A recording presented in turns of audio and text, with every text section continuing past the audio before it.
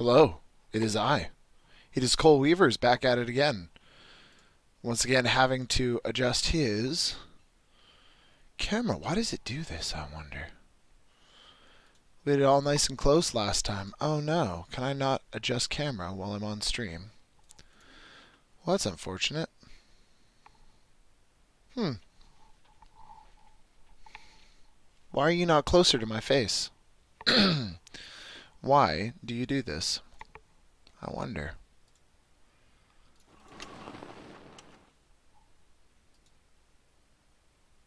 Whoa. Woebegong Night. Thank you very much for joining this stream. Simoon42. Welcome for joining the to the do the stream things. Thanks for joining and doing the stream things. How's it going, everybody? How's everyone doing today? What day of the week is it? I lost track. It is what? Thursday? It's Thursday. Well, welcome to the stream. Welcome to the stream on another Thursday. Here we are again, back at it. I don't know if anyone saw, but we posted the reactions to the Walten files from the last stream. And those did, okay on the YouTube. The YouTube has been a dumpster fire for years, so it doesn't surprise me that it's not really doing much, but that's okay. If you want to go and follow me on YouTube, I will drop a link in the chat here for everybody. You can, oh, just kidding. I have to do that from the browser, apparently. Give me a second here. Always gotta, kinks on kinks on kinks. Here we go. All right. Drop that in the chat for you folks. Paste. Huh. We're being complicated, aren't we? Paste. Ta-da. Alright, there you go. We'll also pin that in the chat. Pin for manually unpin at the end of stream. Cool. There you go. That's pinned. Alright, so if anyone missed the last stream, you can go to the YouTube and check out the VODs for the last stream. And therein you can check that out. Oh no. Now what's going on?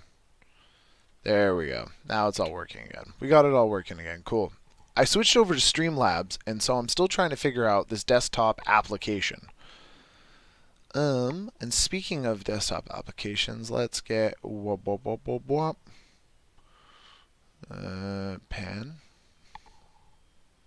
That was a double chin. No one saw anything.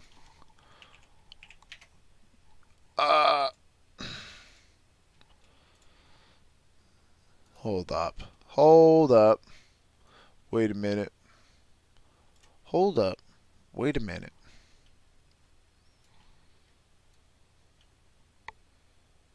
There. Apply. Cool. Whoa, that's really close. Maybe that's not as close as we want to be. Hold up. Let's change scenes quickly. See what it looks like in this scene. No, that's way too close. I like you all. I don't want to be that close to you, though. Don't clip that. Alright, configure video. Once again, we will zoom out just a little bit. We will pan. We will tilt. Cool. Alright, now that looks a little bit better. Awesome. Okay, so, feels really close still, but that's okay. So today, I think what I want to do is we want to go back to the Walten files. I think we want to go back to the Walten files. I feel like we were just starting to kind of decipher what was going on, even though the plot seems to be hard to come by. Woebegong Night says, "You're welcome. I got the notification from Discord. Oh my god, it works. Finally." Next Weewoo says, "The alerts." Quora says, "Hi, back for the nonsense. I thought it was Friday, but it is in fact Thursday. It is in fact Thursday. Sadly, it's not Friday. For me, actually, I just always pray for Sunday because I work the weekends. I'm a mechanic, so I can mostly zone out and listen while I work, but unfortunately, no video for me, so I might just VOD it later." Well, Femme Fatale, the VODs will be on YouTube or Twitch, And then also you can watch the more directed VODs, which will be the Walten Files React, and if we get to the Quarry, then some of the Quarry gameplay as well. And you can watch that on YouTube as well. I literally have all the Discord notifications turned off because I kept getting spoilers. Oh my god. Me and Discord notifications have been fighting for months. For some reason, I don't know why, but for some reason, every time I turn off my notifications on Discord, they just come right back on, and I just don't, I can't figure out what the bug in the machine is. But anyways, thank you so much for following the stream. I really appreciate you, Wobegon Knight. You're an absolute legend of a human being. Let us set up. So we are on Buzu's Ghost, which is a long video. This is a long one. I also learned from watching the VODs of the last one that we're going to have to turn this down because it was very, very loud. So I want to do an audio check here before we get started because on the VODs of the last one I was very quiet and this video was very loud because some of the audio distortion is a little insane.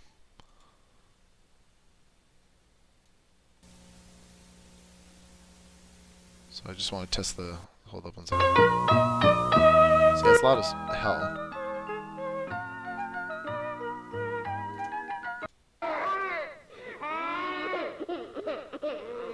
Huh.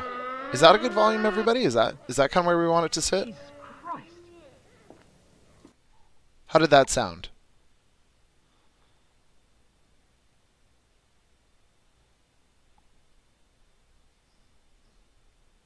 Literally anyone, just write it in chat. Say good or bad. Yes, it's perfect on my end. Okay, cool. There we go. Thank you, Joe. I appreciate that. All right. I think it's okay. Thumbs up says, Periscope the Loop. Wannabe Cryptid says it's okay as well. Perfect. There we go. Awesome. All right. So let's set it up. Oh, also, as we're exploring the world of YouTube and all this other nonsense, if anyone knows how to make a proper YouTube thumbnail, please let me know. I'd highly appreciate that. Because I find myself having a very hard time figuring out how that works. The fear of chat being silent. Oh, I'm not sure if I fear the chat being silent. Chat responding to what I want them to respond to is another thing. Because it'll be like, I'll say some offhanded thing and then chat'll peek up and then I ask a question and chat's like, I'll let someone else take this. That's the trouble. Chat's always talking, though. Non-existent Void on YouTube. Thank you so much for following the YouTube channel. Much appreciated. Hydrate. I know you guys can hear that. It's way too close to your ear. That's what we call ASMR. Non-existent Void following on Twitch as well. Thank you so much for following on Twitch as well. I appreciate you. Chat being unhindered. Unhinged, more like? Unhindered? Yes. But also unhinged. Just notice I forgot to follow here. You naughty, naughty child. I love the hydration ASMR. Oh, do you now? Alright. Oh. Oh, stay hydrated. Oh, give it to me, the water. Hydration. Oh. Feel it go down the throat. Oh, yeah. Is that what you wanted? Is that what you wanted, Wobblegong Night? Is that what you wanted? Is that what you wanted? Well, that's what you get. Stay hydrated, kid, says Sunderler Tula. Hydration gone wild. Oh, yeah. Maybe we should have saved that for the Patreon content. That is exactly what I wanted. All right, well, I am glad I could please you in such a way, Wobblegong Night. Wobblegong Night? Wobbegong. Good podcast. All right. Let us see here. Yes, says Wobbegong Night. Alrighty. Now let's set up our window here because I'm still so bad at that. Done. Alright, now we gotta fix this because I know this likes to... What? That's worrisome. What is this? Hold up 1 second. We gotta go to random frame. What is this thing? What am I? This is, oh, the alert box. That's the alert box. Woebegone Knight followed the stream. New subscriber. New subscriber on Woebegone Knight on the YouTube. Thank you so much, Woebegone Knight. I hugely appreciate you. We're going to make these notifications a little smaller. Maybe we'll put them over here above my head. Let me know if you guys like the location of where these are, okay? Still working out all the kinks. Ta-da! Beautiful. All right, so I missed his last stream, and it saddens me. I love Woebegone. Woebegone's great. Made the theme song to Tiny Terrors, actually. I missed his last stream, and it saddens me. I'm usually not around to catch everyone else's stream. I've caught one or two of his streams, and then I've also caught a couple of Harlan's streams. I was on Martin's stream on Tuesday. Martin from Rusty Quill. Wonderful fellow. If everyone likes Martin, you should go give his Discord. Let me drop the link actually for that. Make him bigger. Bigger notifications is much better, as big as it gets. No, Jamie, I refuse to believe that. I love you so much, you little troll, but absolutely not. Also, Cellar Letters, another good podcast. If you like Woebegone, you'll probably like the Cellar Letters. Oh, and I was in Woebegone. I'm not sure if anyone caught that, but I was in Woebegone episode 96, maybe? Love the Cellar Letters, says Woebegone Knight. Well, say hello, because the Cellar Letters is in the chat right now. Mr. Jamie. Let's see here. If I go to this chat, Twitch, and then I go to Ask Martin. Ask Martin. This is when I wish Bonsai Gem was in the chat, because Bonsai Gem would drop Martin's Twitch channel links. Nope. I'm doing this all manually here. Give me un momento. How do I share this? Share. Copy link. Oh my gosh. This is very tedious. Give me 1 second. I'm so sorry. I got into Cellar Letters thinking it'd be similar to storage papers. It is not, and it was a happy surprise. That's definitely a fair assumption. Yeah, they're not so alike, but they are both good. Alright, here's also a link in the chat for Martin. Ask Martin. Mr. Martin is the Chief Technical Officer at Rusty Quill, and he's also a little Chaos Gremlin who does glitch art and streams on Twitch. And we played Overwatch the other day, and it was an absolute blast. I really enjoyed it. I won't be able to follow along as much, but have fun, everyone. Oh, okay, well, you have a fun day, Wannabe Cryptid, and like I said, the VODs will be on YouTube as well as on Twitch, so you can do that watching thingamajigger that you like to do whenever you want. I feel like all the horror podcast creators I listen to seem to kind of know each other. Oh, of course we all know each other. That's how you heard about the other podcasts. Because discoverability is broken, and all the other big podcasts are afraid that the smaller podcasts are going to take their audiences, so they don't promote them at all. The only one who does promote is Old Gods of Appalachia. But there's a lot of big podcasts, some of the biggest podcasts. They don't, they don't do feed drops or anything like that, and they actively avoid promoting smaller podcasts. It is a bit of a problem. The lady Lauren Shipton from the Bright Sessions made a tweet about it a little while ago about how she felt that the bigger podcasts in the space were kind of neglecting part of their societal responsibility to help propagate new shows. And then I'm not really quite sure what happened with that. She made one kind of like morally outrageous tweet where she's like, we need to do more, and then she just kind of stopped doing everything. So an anonymous gifter is gifting 1 tier sub to Coles. Oh, thank you so much. Looks like Smurfy02 is the lucky individual. Thank you so much for the gifted sub. I really appreciate that. Every sub you guys, buy or purchase or give, what is the accepted terminology? What do you do? Do you buy them? Do you give them? Do you acquire them? Purchasing sounds like such a negative word. You purchased a sub. That's a negative word. You acquired a sub. Every sub you guys acquire helps support me. Not really me. It helps support the creators that I support because it goes directly to them. Every cent that I make from the podcast, every cent that I make from the stream goes into helping improve the quality as well as going back to the creators that I work with. So the voice actors and the editors and all that stuff. The Cellular Letters says, gotta head out because I'm at work, but hell yeah, Audio Drama Talk. Enjoy the stream, everybody. All right, see you later, Cellular Letters. Woe begone night. Bye, Cellular Letters. All right, have a good day, Jamie, my friend. Okie dokie. We're going to avoid the audio drama talk for now because I found myself very frustrated these days with the audio drama space, and I don't want to start beef. I was listening to one podcast that was supposed to be like 50 episodes, and they only made it like 10 or 12. It was like a spin-off of Magnus Archives, so kind of like a fan fiction. I wonder which podcast that was. Not Tiny Terrors, because Tiny Terrors is not related to Magnus Archives at all. It is not part of an ARG, I promise. Okay. I found myself wanting to talk more audio drama because I feel like I want to dish the spice, but unfortunately we're gonna have to cap that one, put it away, and try not to blow up the scene here too much. Okay, so here's what I'm thinking. I'm thinking we're gonna go through this big long episode of the Walten files, and then we're gonna see where we're at after that.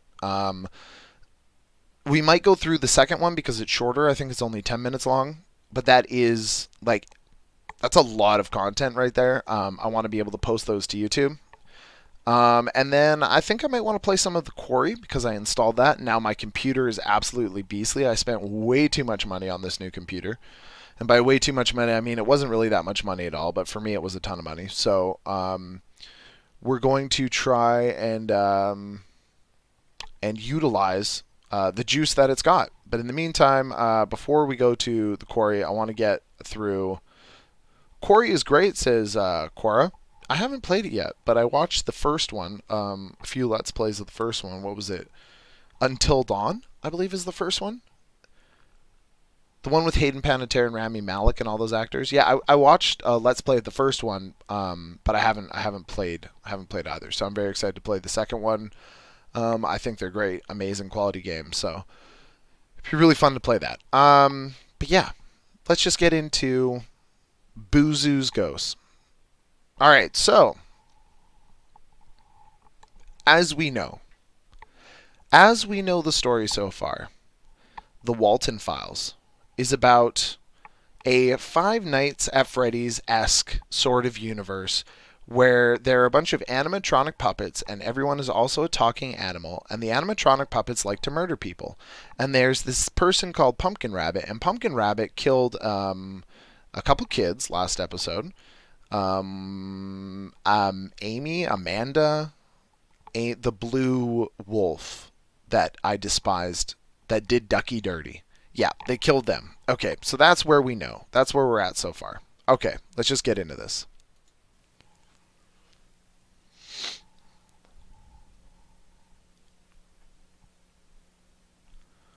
All right, it's a good start. Creepy clock.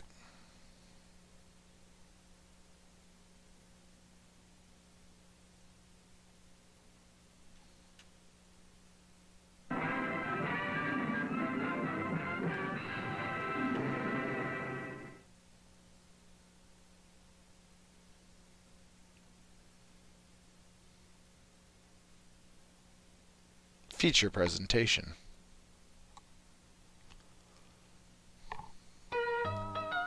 Okay. This is very, I'm going to turn the volume down just a little bit.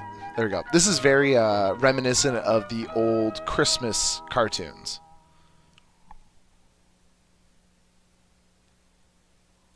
Oh, my bad.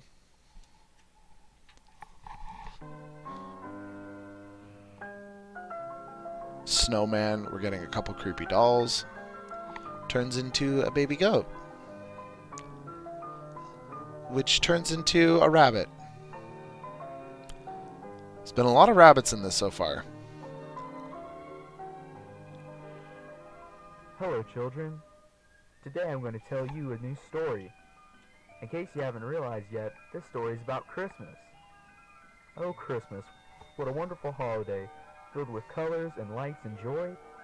I think everyone loves Christmas. Am I the only one who has a really hard time watching any Christmas related content after Christmas has already passed? Like I have a massively hard time engaging and investing in Christmas content after Christmas.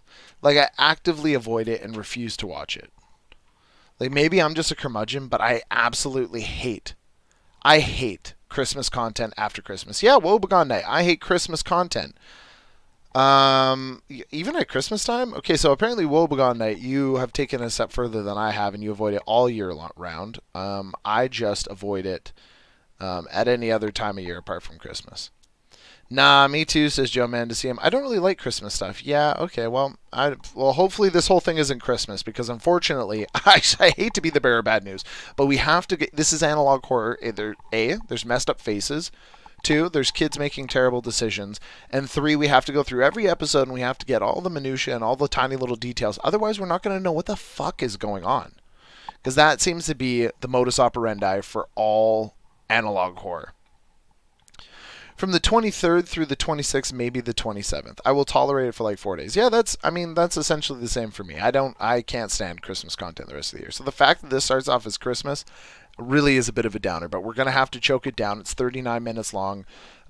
We really just have to do what we got to do to get through the juice here, to get to the next episode, and move on with the series and try and use our big kid brains to decipher the madness, which is the Walten files. I'm currently disassembling a car door to get to its juicy innards, so this audio is an odd counterpoint. I imagine so. I'm not used to knowing what's going on in a game. I dealt with that for an hour and a half earlier with Nevermind. Yeah, I feel like there's the running theory last stream was that this is an extension of MK Ultra, and they're trying to reprogram children's minds, and that's why the whole theme of the first videos is reprogramming, and then all the imagery they show you is random and seems to try and evoke a sense of uncomfortability. Is that a word? I don't know. Continuing. Well, maybe not everyone. So the story I'm going to tell you now is about a very old man named Buzu. He was selfish, greedy, rude, filled with anger, and most importantly, he hated Christmas. But on So this Scrooge. story, Buzu will get to see the true meaning of this wonderful holiday. Sounded like he was going to say something else there. Of this wonderful holiday. Period.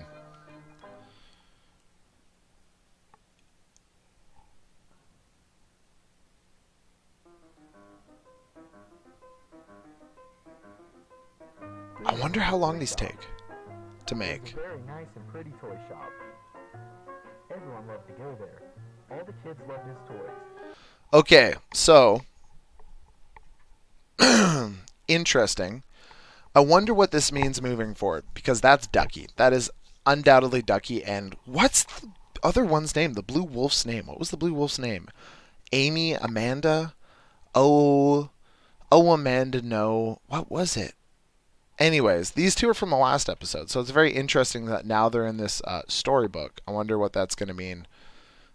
Maybe Pumpkin Rabbit is an author. Who knows? He likes to make children's content in his spare time while murdering children. I don't know. Makes sense to me, I guess. Tammy! Tammy, thank you. Yes, Tammy. We hate Tammy. Yeah, that's Tammy and Ducky. Tammy who did Ducky So Dirty. There are all kinds of toys in there. Big and small, cheap and expensive. Buzu would make a lot of money off his toys, especially during Christmas. And this is where our story begins. Oh, music stopped. Bad sign.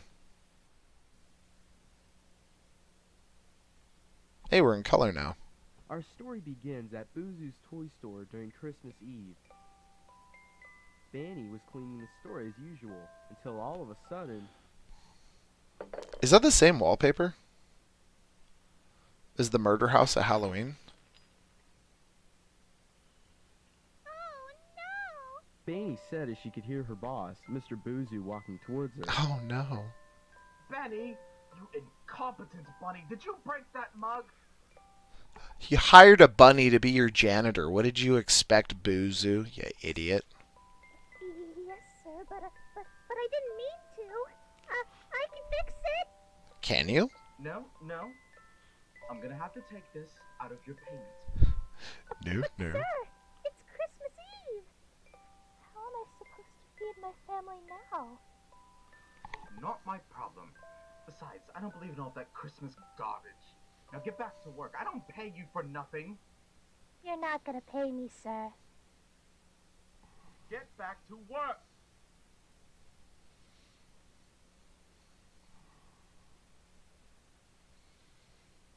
Now, I'm just saying, know your rights as a worker, okay? Know that as the proletariat, you hold the power. Collective bargaining rights are a thing. Don't be like Benny. Benny? Don't be like Benny. Don't just accept your employers talking to you that way. Don't swear at them. Don't give them reason, but don't let them talk to you that way. They're usually labor boards. But that being said, he did hire rabbits, so without thumbs to sweep the floor. The no thumbs thing really complicates it. Why, hello there, good sir. Pleasure to meet you. I was wondering if you are willing to help us raise money for the poor people on Christmas.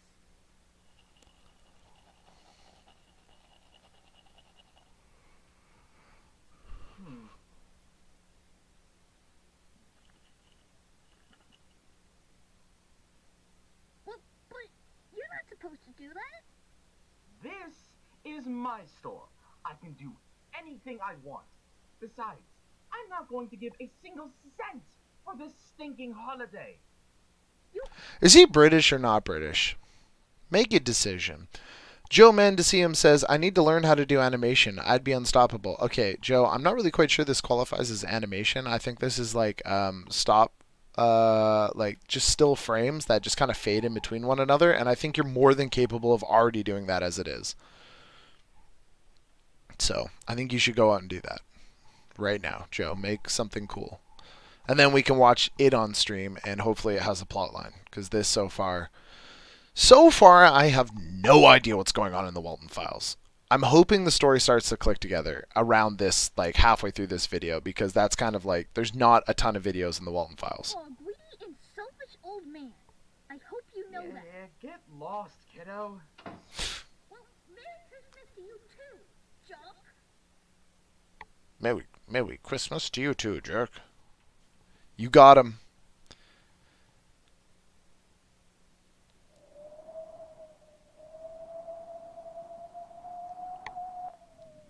Well, today was exhausting. I don't really expect tomorrow to be any better than.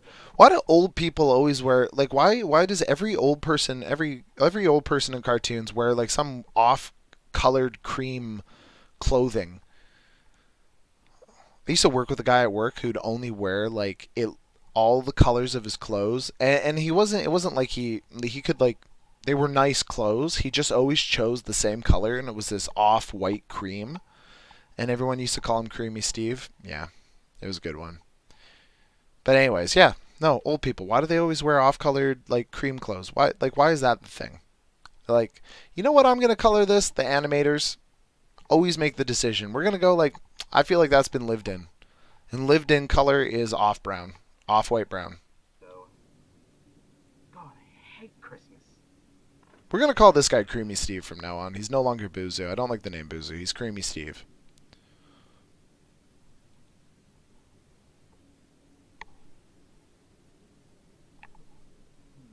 Yeah, I should get some sleep. Was that a motor sound I just heard? Yeah, screw it. I'm tired. No, not Steve from podcast. No one named Steve from podcast that I know. Creamy Steve is a IRL person.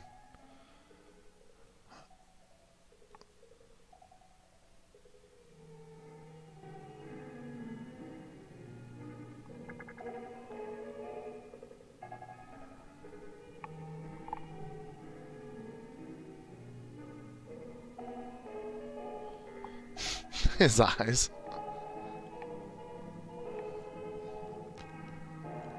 It's a good tune, yes. It's also echoing ominously through the house, which is not good.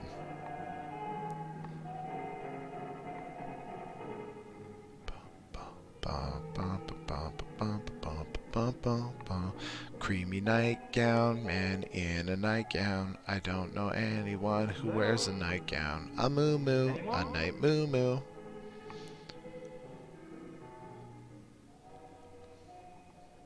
But Buzu, Creamy Steve has a big house.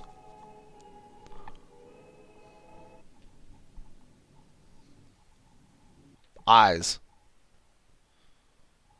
I know everyone likes eyes. There's eyes. Where did all this come from? I don't even celebrate What was that sound? gifts. For me. Oh well, a present is a present. Let's see what we got here. What is that sound?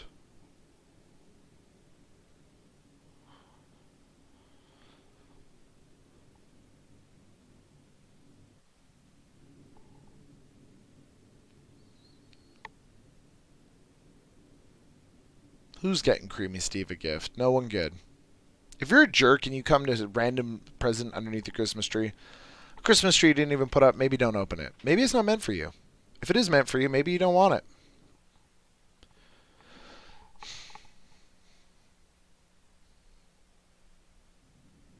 That's a big old note, man. I'd be taking that back. Where's the gift receipt at? Little clown toy. Oh, that's my sub sound. Oh my god, I'm an idiot. I'm like, what's that static? Oh my gosh. Wow. Thank you so much for whoever just gifted two tier 1 subs. Tier 1 sub to Retro Phrenologist and a tier 1 sub to Next Wee Woo. Wow, thank you so much. That is actually so kind of you. Anon, an anonymous gifter. Anon, you're an absolute legend. I really appreciate that. My own notifications were freaking me out. Oh my god. Yeah, no, I was trying to avoid chat so I could watch the video. Well, to whoever's giving the subs, thank you so much. Once again, everything that, every bit of support you give us, whether it's monetary, whether it's a tweet, whether it's fan art, whether it's a Tumblr post, wherever, whether it's a recommendation to a friend, it really helps support me and Pulp Audio and all the creators that I in turn support as well as creating new podcasts and pieces of content to release in the future. So thank you so much. It really does mean a lot, and I really appreciate that.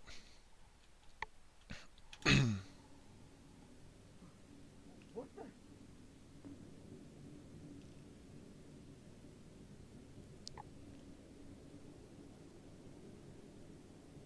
Is this just a random door?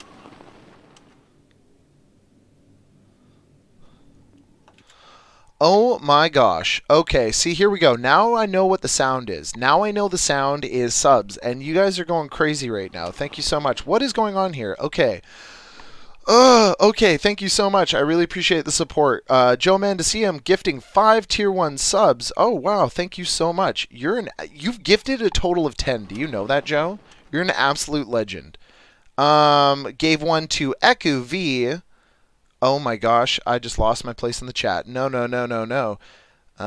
Gave one to Joe Mandasium, gave one to Eku V, another tier 1 to sub I Love Melons, a tier 1 sub to Sunshine Alexander, they'll be happy. Another tier 1 sub to Bonsai Gem, oh, Bonsai will be overjoyed at that, and to Plague Rylan. Wow, thank you so much, Joe. Wow, Jesus Christ, Joe, what are you doing? Thank you so much. I really appreciate that. Like I said, all of that support really does mean a lot to me, and I really appreciate you, Joe, and I know you're a huge community member, and you do a lot for Mike and Martin and me, and you know what, you're not one of my mods, but you're hanging out here and you're giving good vibes all the time, and I really do appreciate that all the same. It's just, it's so great to have people like you in communities, because you're the ones that the community can really bond together and holds everyone together and holds everyone's interest in a piece of content. And I know the content has to be good as well, but without the fun people to talk to about that content, things like the Magnus Archives wouldn't really be anything, because there's a million podcasts that are written well, but the community around those podcasts and streams, that's what keeps it going. No one would give a shit about a podcast if no one was talking about it. So thank you very much. Thank you. You're an absolutely wonderful person, Joe, and I hugely appreciate your support. Thank you so much.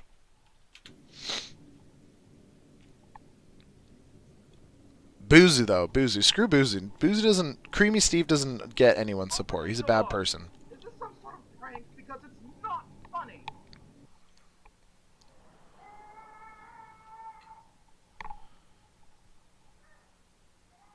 Is that a baby? What? I love that Boozu's reactions. I love that Boozu's reactions are actually human reactions. Like, here's a baby crying. He's like, what the fuck? It's not like Ducky and Tammy who are like, maybe I should make friends with the child. Okay, but Creamy Steve did go through the door. You're an idiot. Boozu, come on, man. Hello? Hello?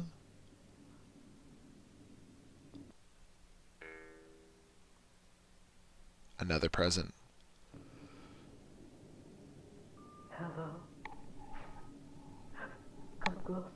No, Come closer. don't do it.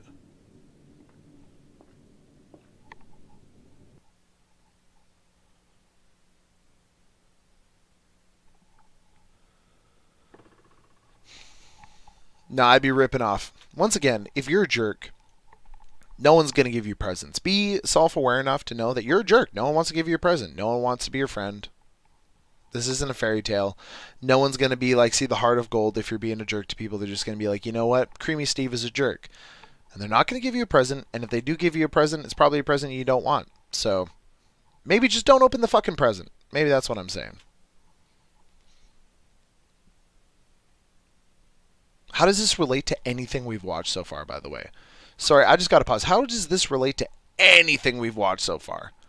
I wonder if the person who made this came down with like a timeline and they're like, okay, this is the carefully plotted out timeline.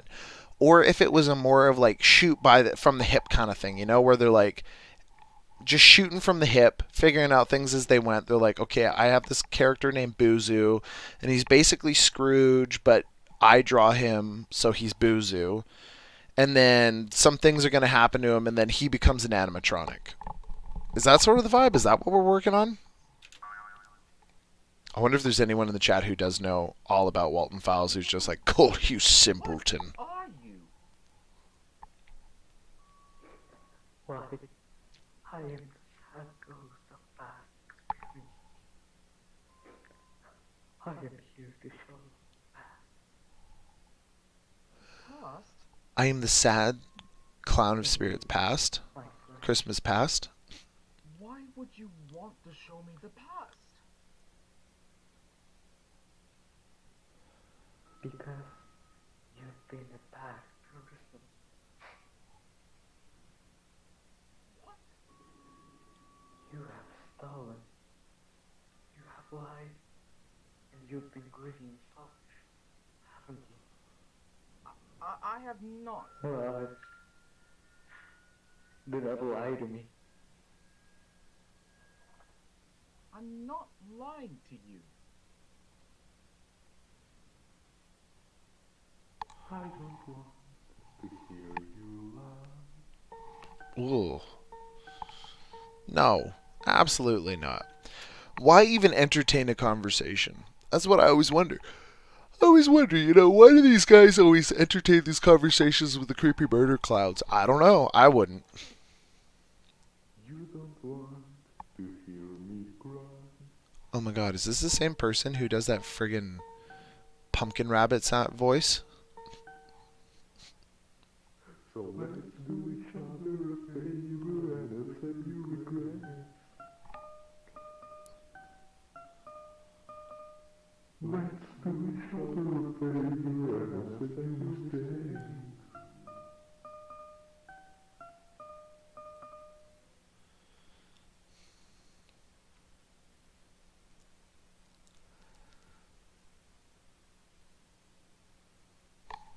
What just happened? All of a sudden, his eyes became like able to move. For you have stolen and you have lied. You've been rude and yet you deny to have been so greedy and selfish your entire life.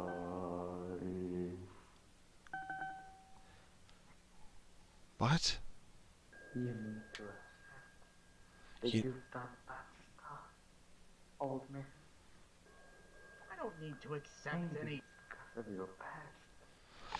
I know React content usually includes some sort of reaction here every 10, 15 seconds or so, but honestly, I don't really know what to say about what's going on right now. I'm a little lost. I'm a little lost for words at the moment. My brain's like I'm trying to go like five head here, trying to figure out like what's happened in the past, how it connects to what's going on right now, what the relation is between all these different things, and I think I'm just resigned to the fact that I don't know what's going on, and that's okay. Maybe I'm just not smart enough for Boozoo's Ghosts and the Walten Files. I'm hoping that probably my moment of redemption will come in the Walten Files 3, which is the hour-long video. I'm assuming that's kind of like where everything gets put together. But currently, this is not like the Backrooms. I'm not five-heading it. I'm not figuring out what's going on. I'm very confused. All I know is that Creamy Steve here kind of sucks. He shouldn't be talking to ghost clowns. Tammy sucked before. R.I.P. Ducky. Ducky was my friend. I miss Ducky. Ducky got done dirty. All he wanted to do was go home and eat his candy. And yeah, that's sort of what I've taken away from this so far. You had a pretty mediocre childhood, didn't you? As a kid, nobody will give you presents. And you haven't celebrated Christmas ever since. How do you know that? Sometimes, our past can lead up to our future.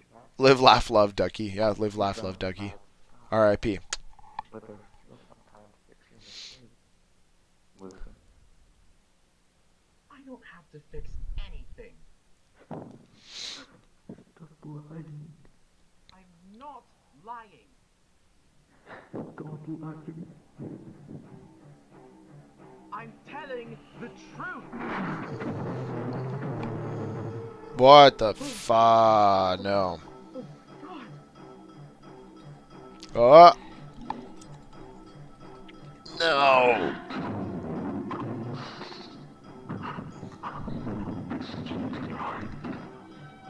I don't know what he's saying. I don't think it matters. I think it's just spooky, creepy murder clown.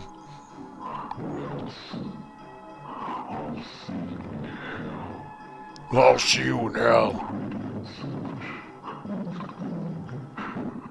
He said, I'll see you in hell, you greedy, selfish old man, or something like that.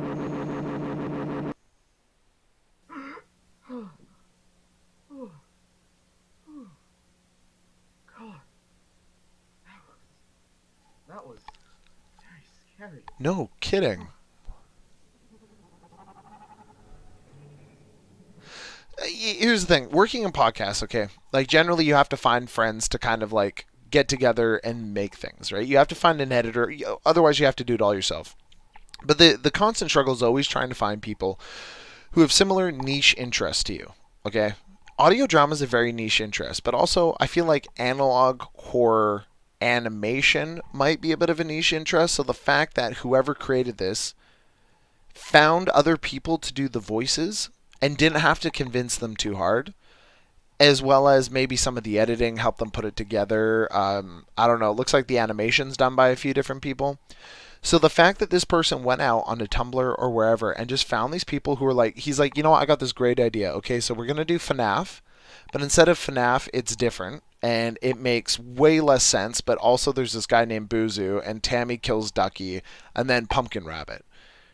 How do you pitch that? And how do you find a like-minded group of friends? Like, is there some misconnections, like Craigslist message board where everyone's just finding people with similar interests? I find it wild. Maybe it's just my age group where everyone, like, literally everyone's hopes and dreams have died or something like that. But being able to find people with similar interests is such like it's like actually a skill, being able to find the people who want to do the same things as you, and then everyone supports each other. And I don't know how you pitch this idea to anybody. You know, like, you have a friend, like your childhood friend, and you're like, okay, now hear me out. Well, the Walten Files. Like, I couldn't even imagine. I know people for like 15, 20 years. They're like, trust me. Even if I was like, oh, this thing is going to make us rich, they'd be like, yeah, no, I don't, not my thing, right? So the fact that they got however many people to put this together is very, very impressive. That alone, like, it might not be my piece of content, or it might be too smart for me. I don't really know. But what I will say is that I'm very impressed with whoever directed and produced this, to put it together and to just like completely Hail Mary in a random direction that makes absolutely no sense. That makes absolutely no sense. Like, is the audience going to like it? Fuck it. I don't care. Whew. Is this going to make sense to the audience? Fuck it. I don't care. Whew. And they're just yard selling it because they don't give a shit. And I appreciate and I respect the hell that out of the fact that they don't give a single shit. I wish I gave less of a shit. I wish I really did. I wish I gave way less of a shit. This is a masterclass in not giving a crap, and the people who like it will find it.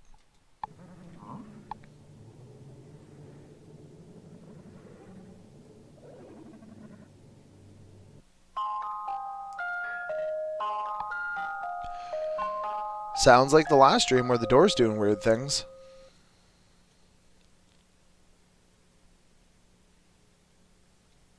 Yellow teeth is unsettling.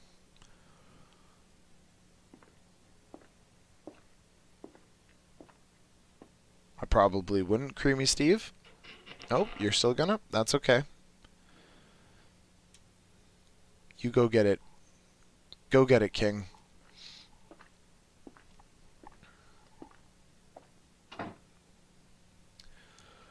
I'll be honest, I'm afraid of the dark. I wouldn't do it.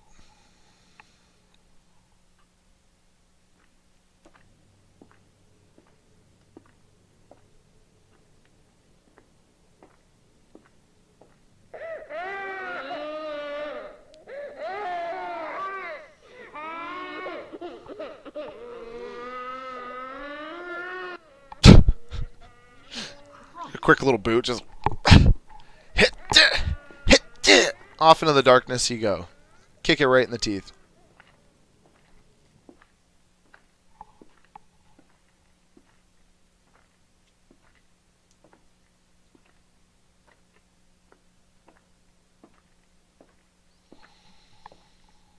I kick it all. I would kick every single piece of those toys. Every single toy I'd kick. What the? Especially that thing. Is that a Boozoo doll? Is that a Creamy Steve doll? That's a Creamy Steve doll. Dude, you're about to get voodooed.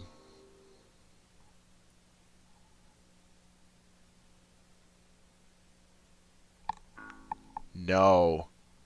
That is terrifying. You're about to get voodooed by a murder goat. I was told you were going to visit me.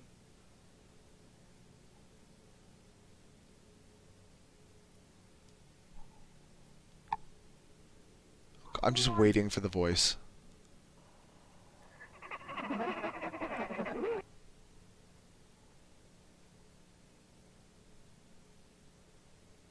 I am the jolly ghost of present times. You're going to show me the present. Yes, indeed, my friend. My friend. Is that a southern billy goat? Are you going to show me? The results of your actions. My actions? What do you mean by my actions? Sounds like a setup for Maury. I don't know if anyone has ever watched Maury Povich on TV, but they're like, it's time for the results of your test.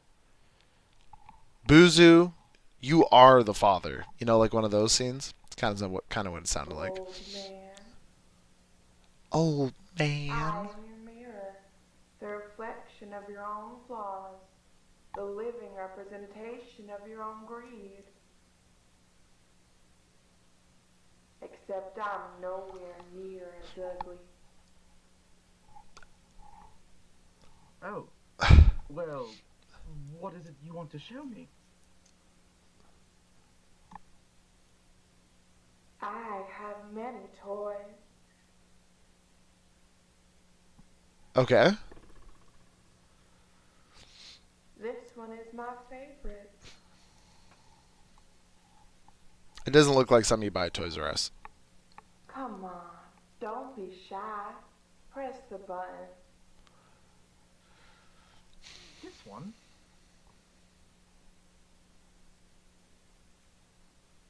All right.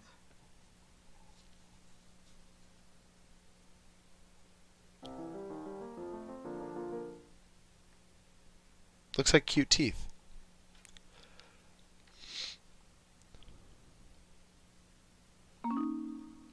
So it's a TV. Okay.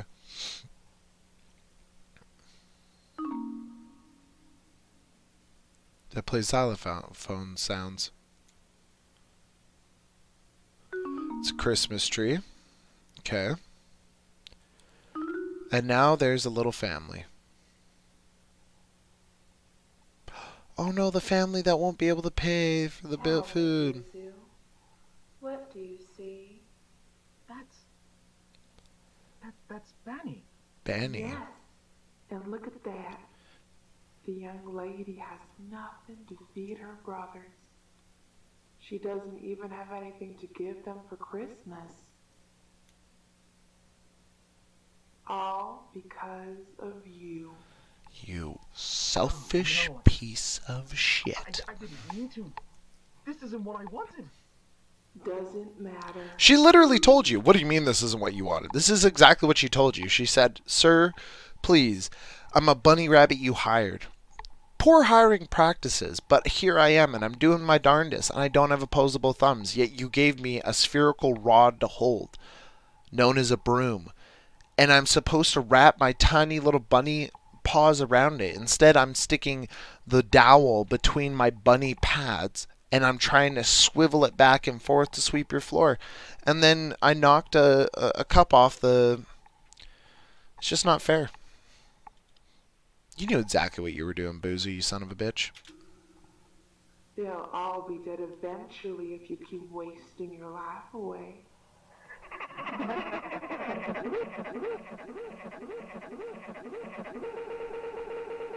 You see, your greed doesn't only affect you, it affects everyone.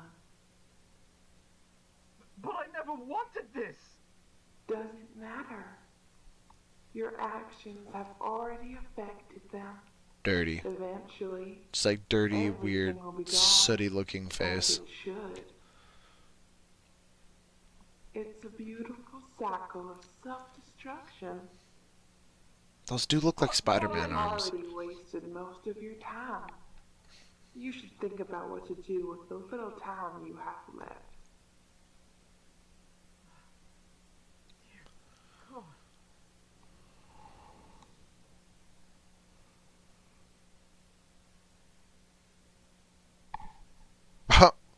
What are in those presents? Are they staring at me? Do you really want to know? Oh, you'll see.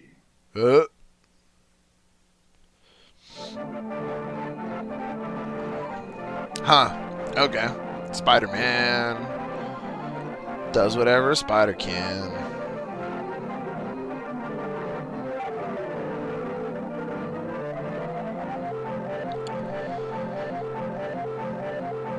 I'm so confused.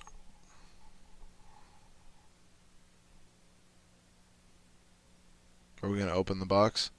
What's in the box? Oh no, what the hell? No, no, no, no, no. This is what? This is ignorance?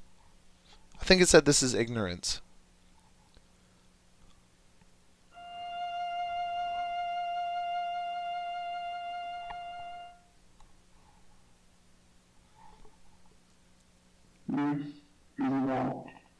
This is doubt? Ignorance and doubt? Is that what it said? I can't really hear. Oh. Ghost of present.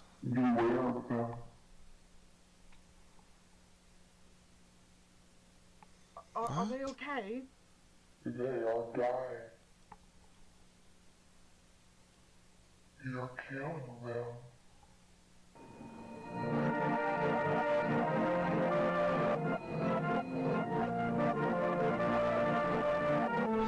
I feel like this whole thing is just one nightmare. This is all nightmare. This is like this. this is how when I remember my nightmares, this is how I remember my nightmares. This is how they look to me like when I'm remembering them. Like just random scenes and cuts with like a general story kind of behind it where it's like I know the objective for me. Like the other night, here's an example. The other night I had a dream that I was at work and my manager came out to me and he goes, "Hey Cole, you see that person at the bar? See that person? Give them a drink and make sure they stay here because that's a Russian spy and the CIA's on their way." And I was just like so stressed. I was like, okay, all right, I'll make sure that this dangerous Russian spy lady stays at the bar." And so I went up to the bar, I gave her a drink, and I took the payment. And then another person, like a regular hat or something, sat down, and I was like, "Oh, hey man, here's a free drink," and gave him a free drink. Next person comes up, and my manager comes up to me again and goes, "Oh, hey Cole, that's a Russian spy, and the CIA's on their way to get them, so you need to make sure they stay at the bar too." But then also, I was on a playground while this was all happening, playing basketball on the playground that I had at the school where I went to school for elementary. And it had like gravel on the concrete. And I remember just stepping on the gravel on the way to the bar to give the drink to the second spy. And then the other spy, the first spy, the lady spy, got mad at me because I didn't give them a free drink. Meanwhile, my friend was telling me to post up because we were trying to play basketball and I wasn't paying attention, but I had to pay attention to the people. But then I was also in a supermarket bread section. So, kind of feels like this video. It feels like just like it's random nightmare logic all the time.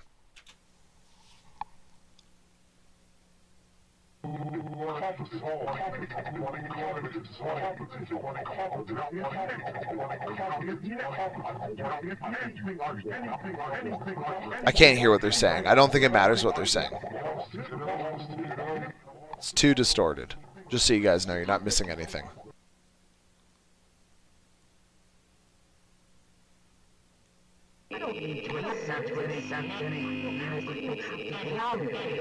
The broken.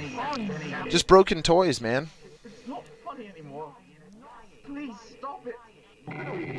Is it ever funny? I beg of you. Please. Please stop it. I can't. Please. I said stop it. See that in the back? Are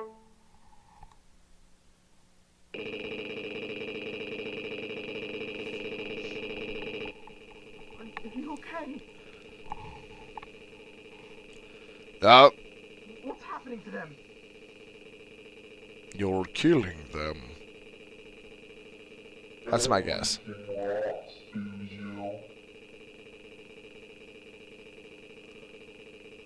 But I don't want them to die. I don't want anyone to die. Please. Please save them, I beg you. Please don't let them die. Please.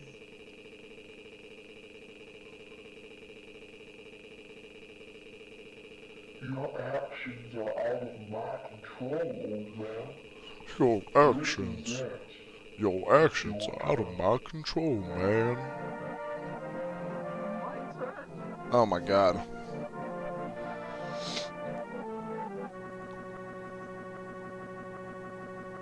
Okay, glitched out. I thought they were gonna take the mask off like the other two bad guys.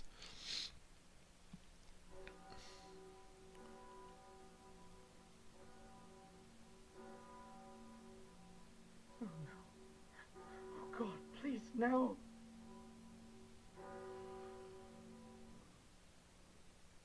God's dead here, son.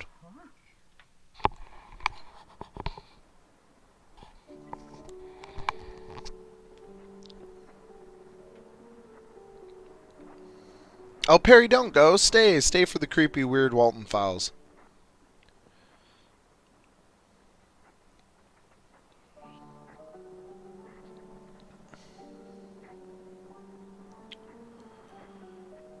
Okay, so there's a tiny window in the distance. I'm assuming that's Banny's house window. Nope. I was so wrong. It's a creepy cellar with an eye in the floor.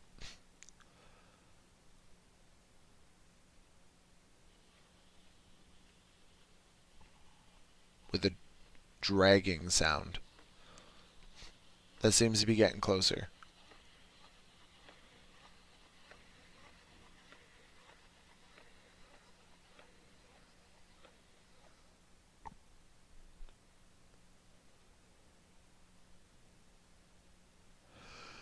Oh, my chest is very tight. Oh my god.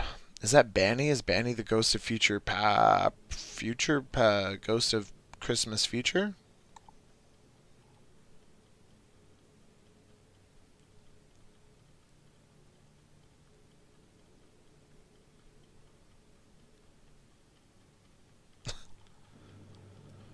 Animation budget. He didn't have a body there.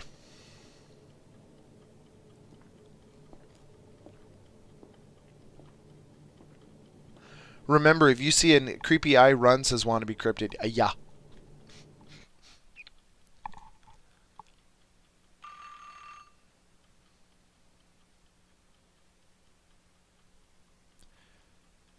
Buzu only has 4 fingers. Good to remember. Also, is Buzu the first human that we, like, confirmable human in this universe? I think Buzu's the first oh!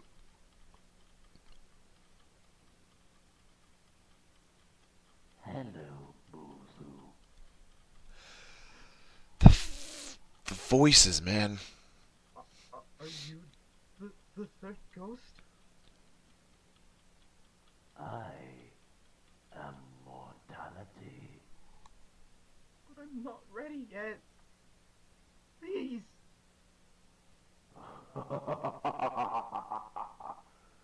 No one is ready, Buzu.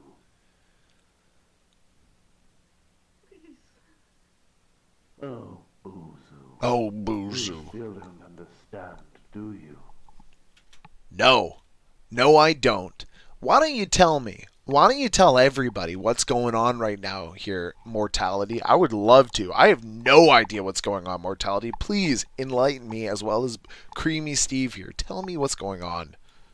This is it. Like everything else in this world, we turn into nothing eventually. It's always been, and always will be this way, my friend.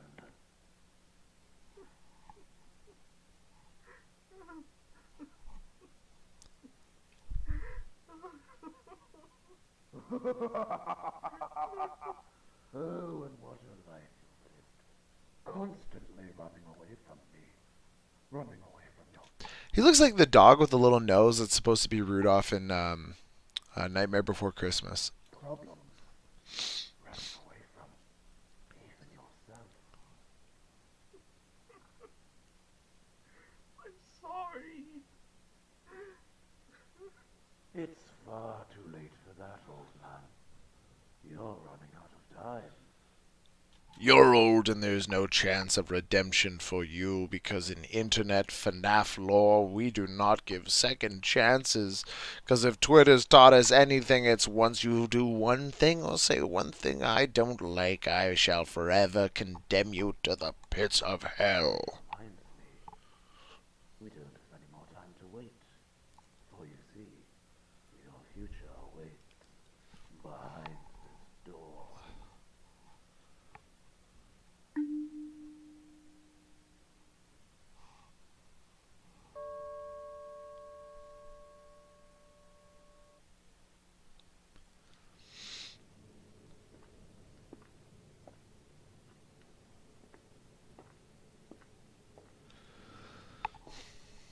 What happens if you just don't engage? Please tell me. Am I going to be okay? No. No. No, you're not.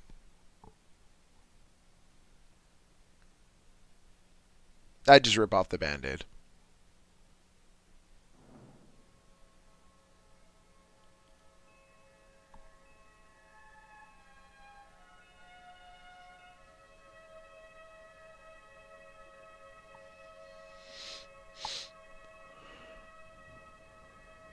It's so beautiful. Ah! Heaven. Buzu's in heaven. Nope. Nope, not heaven. Sorry, took a wrong turn. Buzu's now a toy.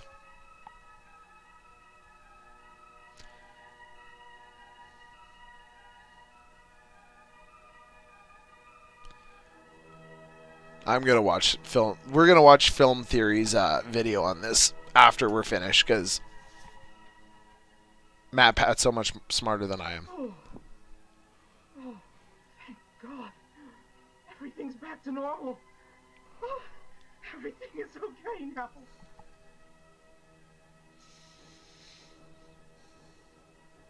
I don't know, dude. Seems kind of iffy to me. Oh, Benny! Oh, you don't know how glad I am to see you.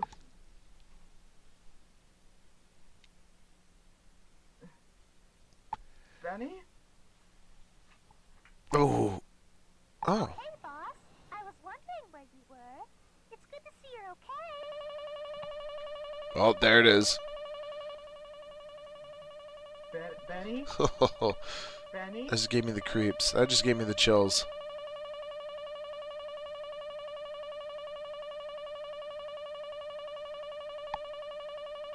Benny?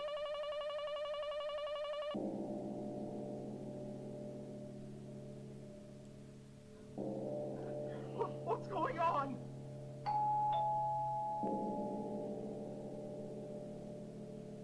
Kid, oh God, child, you need to help me. Please, I need to. Plot twist, it's Ducky. Oh. That almost looks like Tammy.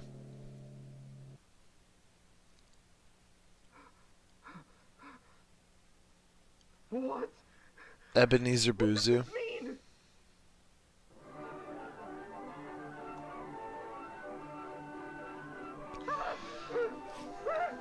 Remember what I said earlier? It is an analog horror unless there's a superfluous abundance of messed up faces. Don't touch me!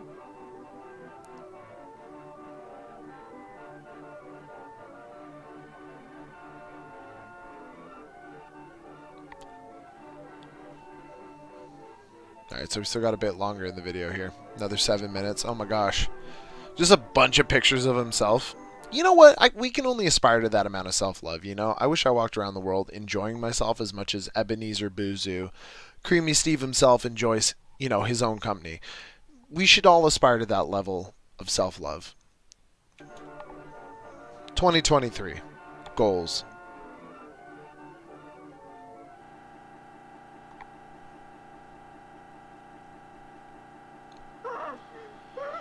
Make it stop! Please! Make it stop, Frankenstein. Oh!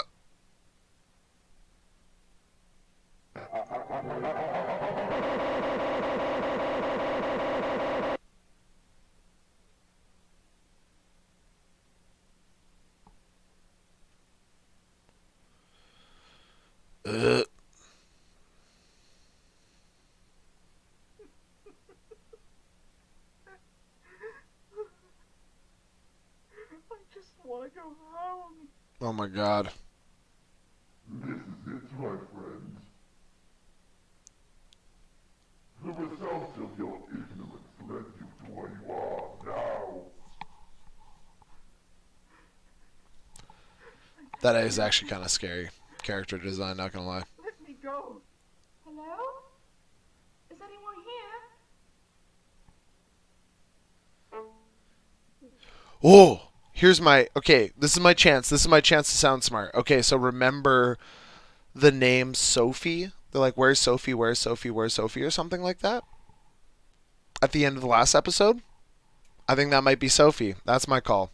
That's my call. I want to sound smart. I'm gonna put my bet in. $5 on Sophie. Hello? Little kid, run! Get away from here! Would you look at that? A child. And not just any child. It's you. Oh. Okay, well, screw me then, right? Can you help me find my house? Oh, yes, indeed. Come here. No, kid! What is it?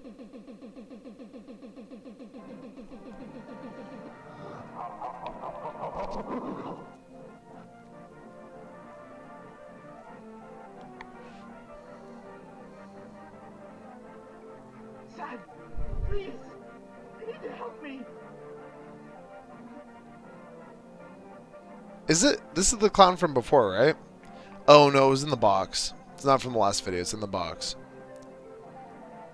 This is the first ghost. The second ghost. I have nothing else. Everyone is here to see your demise. Did the caption just say dumb eyes, like eyes? Or demise? I've been waiting for a jump scare this whole time.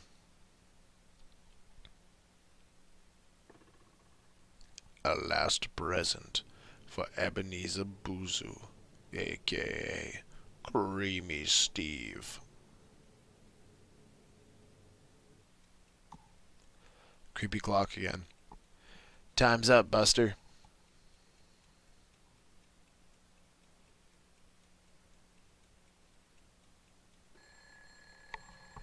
You done, bud? You done, pal? Shishwasha. You're dead.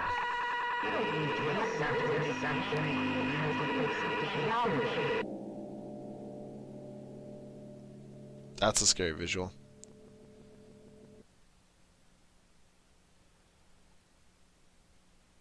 Is that it? Are we done? Oh my god, there's still so much left.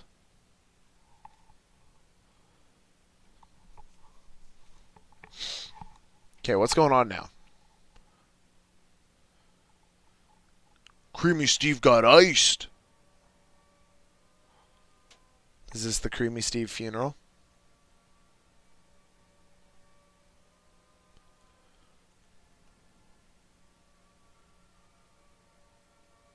Redacted?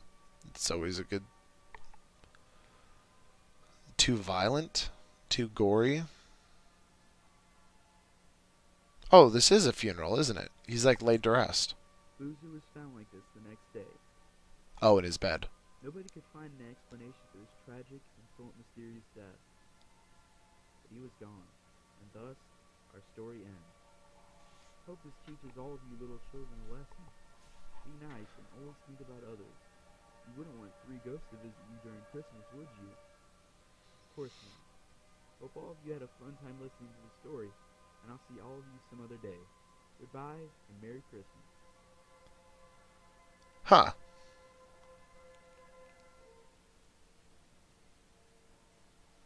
Well, there you go. The end. I think we all came away from that a little bit better than we went into it, you know? Learning to really, truly care for one another. Show a little kindness in a world that seems to just want to put you down at every turn. Also, Creamy Steve got what he deserved. He got iced. Creamy Steve got iced. Martin Walls. Good sir, you make random content. Did they hide anything at the end? No. Okay, well, yep, that concludes the story of Creamy Steve, Boozoo's ghost. Yeah. Okay. I don't know what's going on. Maybe we'll learn in the next episode, right? Okay. I think let's take a little stab here. Let's go. I want to see Gemini Home Entertainment. I keep hearing about Gemini Home Entertainment as a big one. And I'm not quite sure if it's sequential, looks sequential. But I figured we'd go and we watch the first Gemini Home Entertainment video as well. Maybe we can kind of like cut things up with the Walten files, because they're a lot. Let's be real. The Walten files are a lot, and they take a lot out of you to understand and to try and just know what's going on. So yeah, let's try Gemini Home Entertainment. Has anyone watched this before? I keep hearing about Gemini Home Entertainment. I don't know. I think I'm just gonna have a stab at it and just watch it. Okay. Ooh. There we go. World's weirdest animals. Gemini Home Entertainment. Okay.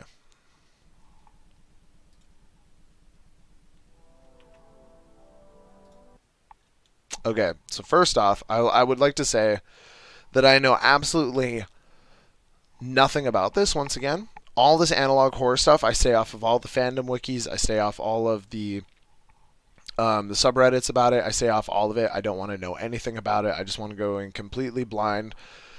Part of the fun is trying to find the plot and trying to find the lore. Walten Files might be a little bit above my head, but I think once we conclude the Walten Files, we're gonna watch the film theory video about it because they did a very long video about that. So we'll all come together and we'll all figure out what the hell is going on in the Walten Files. But I've heard nothing but good things every time. Every time I ask for a recommendation for analog horror, people recommend me Gemini Home Entertainment. So we're just going to check out the first video and see what happens.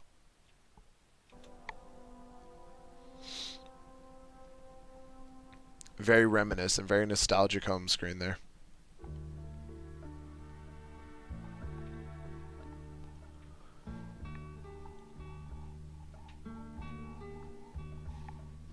Rural Minnesota. We're going to look at the world's weirdest animals here in rural Minnesota. Welcome to Walten County. Sprawling fields as far as the eye can see. Now here's animal number 1. Look at those skies. The greater prairie chicken. Oh, the greater prairie chicken. There it goes again. Native to central North America, greater prairie chickens are well known for their prominent air sacs, and protruding ear-like feathers. I was behind my phone. These birds often engage in lecking, a form of mating ritual. The males utilize their air sacs to impress females. During the winter, greater prairie chickens have been observed diving into snow to stay warm. How weird. It's so adorable.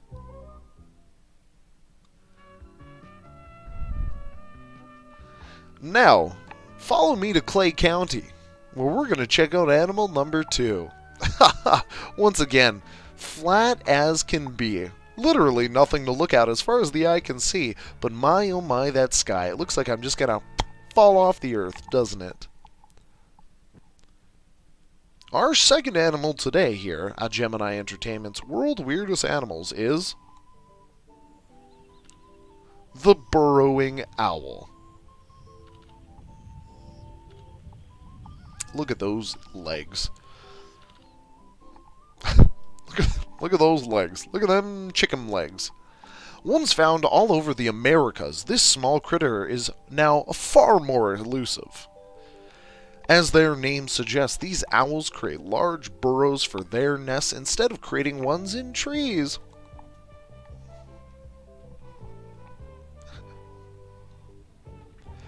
Burrowing owls like to live in prairies and open fields where they can use old squirrel or badger holes for their nests. How whimsical. Look at that little guy just chilling there in the grass. Once again, we're going to take a hop and a skip on over to everywhere.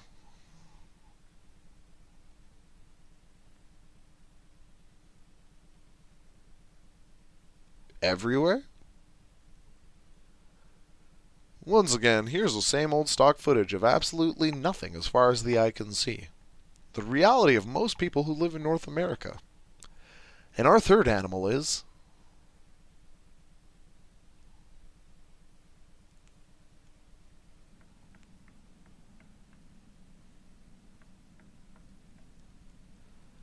wood crawlers.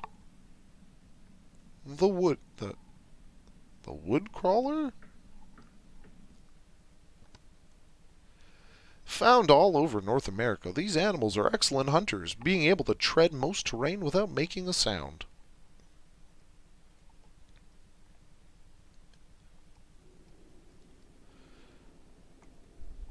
their preferred nesting locations are inside the homes of large families, where large swarms can adapt easier. You will hear screaming. They stole their voices.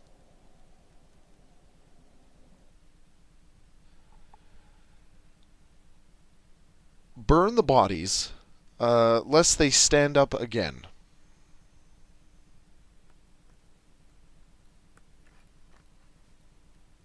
Nature's mockery.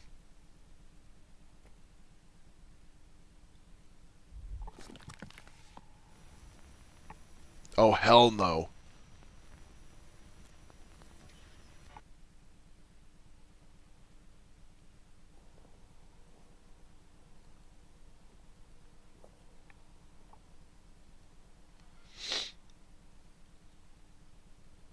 That actually scared me.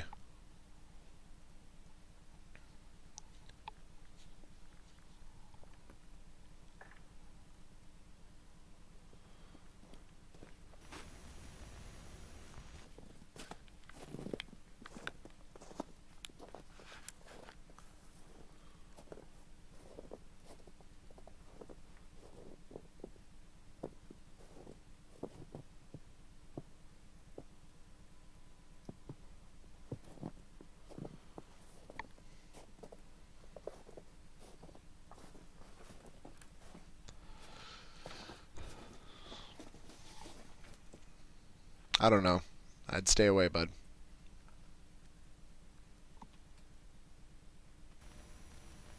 Well, that's terrifying.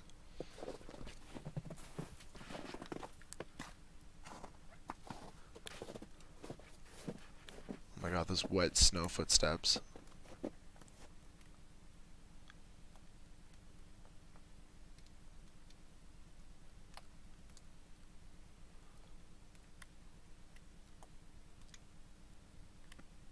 What are we saying?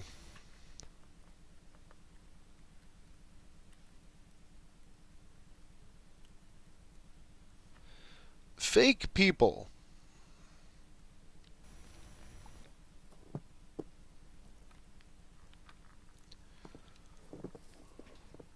They really faked us out here with the early whimsical intro.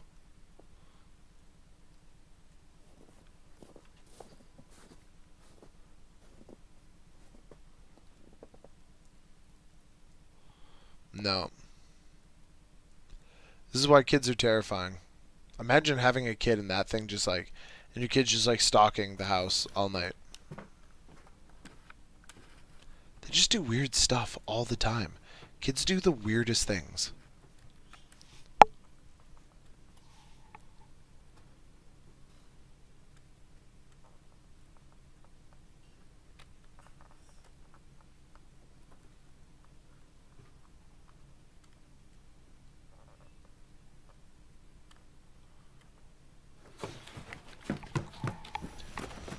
Uh...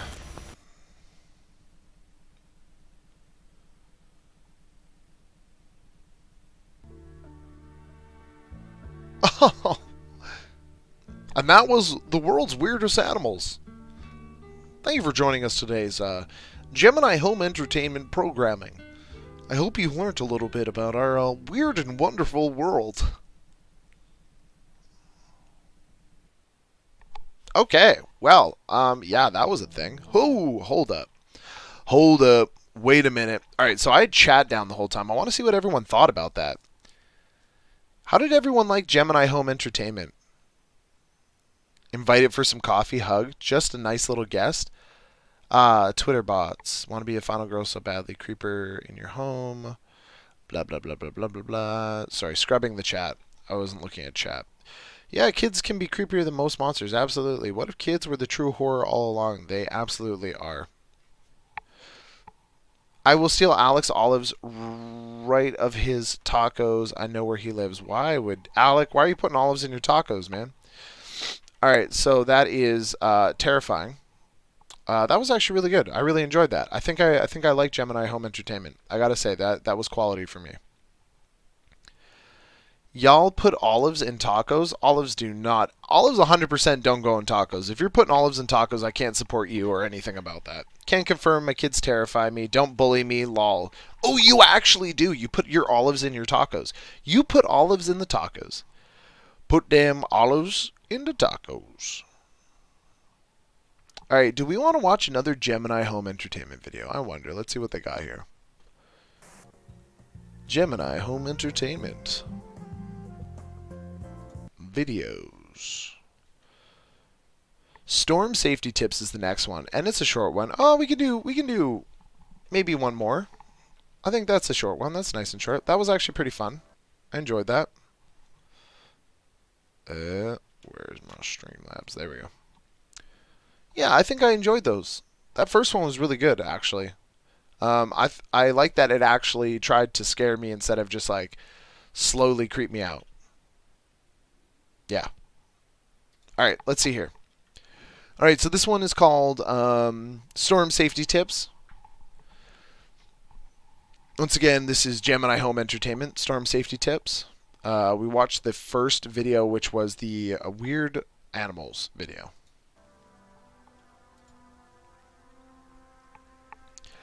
Welcome back to Gemini Home Entertainment. Storm Safety Tips brought to you by Harbinge Technologies. Okay, so once again, we're going to pause here because now we're doing the analog horror thing where we're throwing in random company names, okay? Harbinge Technologies. Write that down in the notebook. Harbinge Technologies. Storms can be violent and dangerous. In this cassette, you will learn how to protect you and your family when a severe storm hits your home.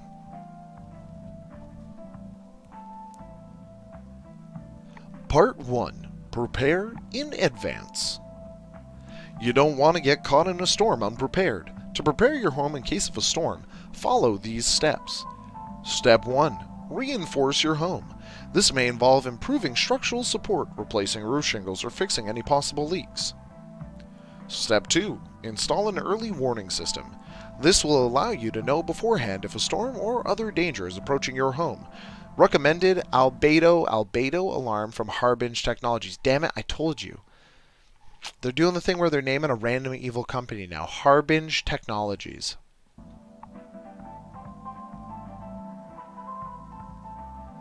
Step 3. Create a storm bunker. Make sure the bunker matches the following measurements. 10 feet by 18 feet.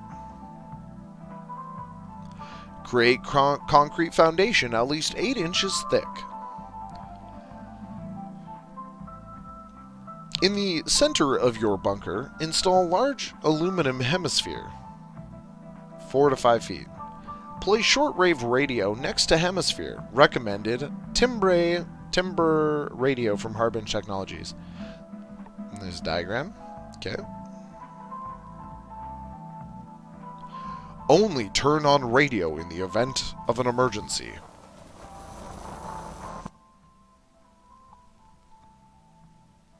Part 2. What to do during a storm. In the event that a storm hits your home, it is important to follow these steps. Step 1. Quietly take your family to the bunker. Your home does not belong to you now. Step 2. Turn on shortwave radio. Ignore all sound produced by the radio. These are auditory hallucinations. Step 3. Remain calm. Your tears are filled with salt.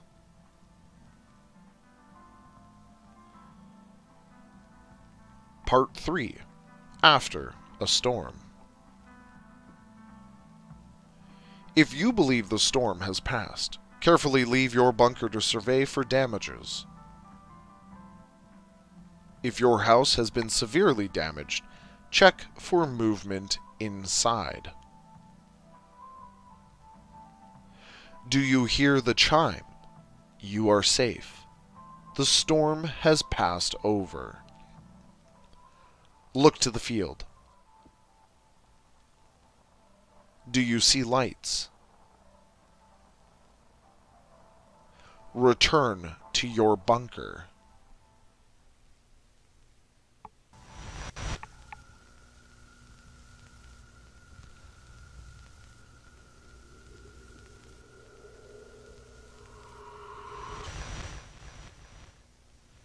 What was that? Listen. Under your feet. Crawling through the floor.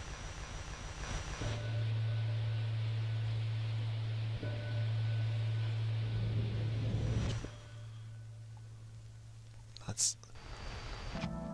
Congratulations! You are now well equipped to defend you and your family against storms. Storm safety tips. Storm safety tips created by Remy Abode.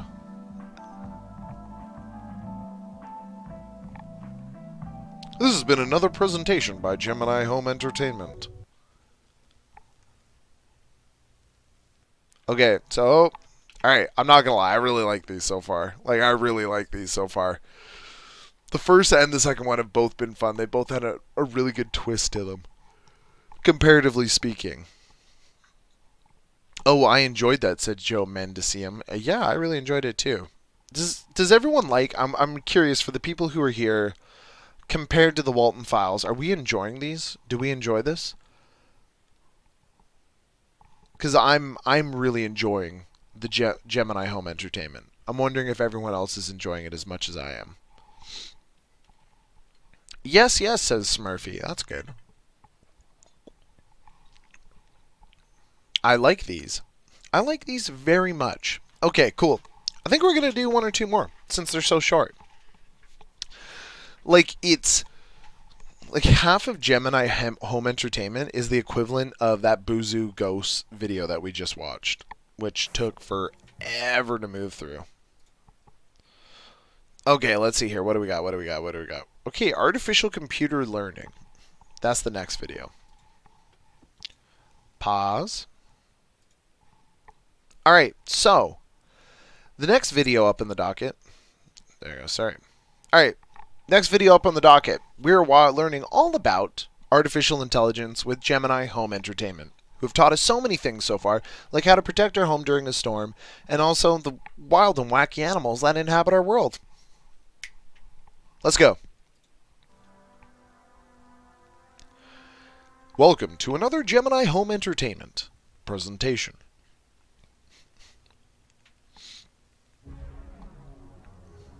Regnad. Okay, I'm sorry.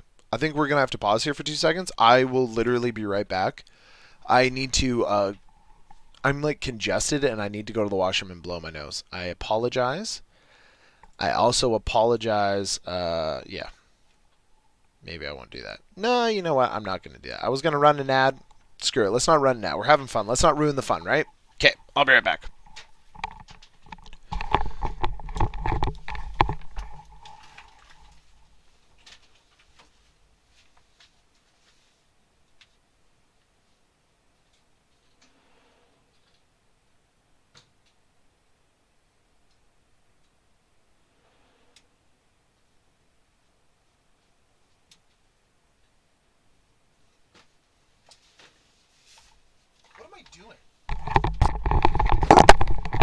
I just remembered I did all this effort to set up these slides, and then I'm not even using the damn slides.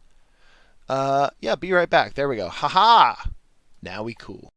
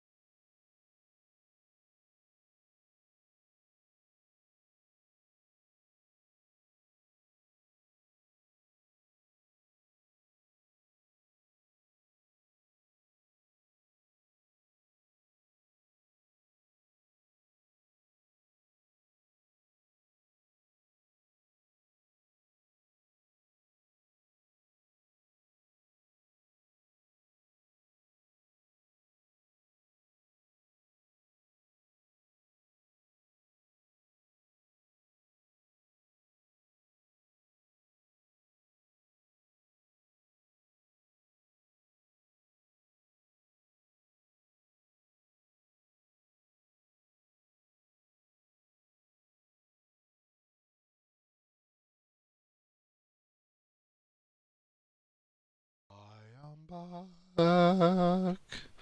I have come back to you. I am back. Okay, yeah. So reading the chat, let's see what's being said here. Sorry I'm late, but how are you all? Joe says, we tried very hard to make sense of these FNAF-inspired horror videos, and now I think we found better ones, so I think you arrived at the right time. Yep.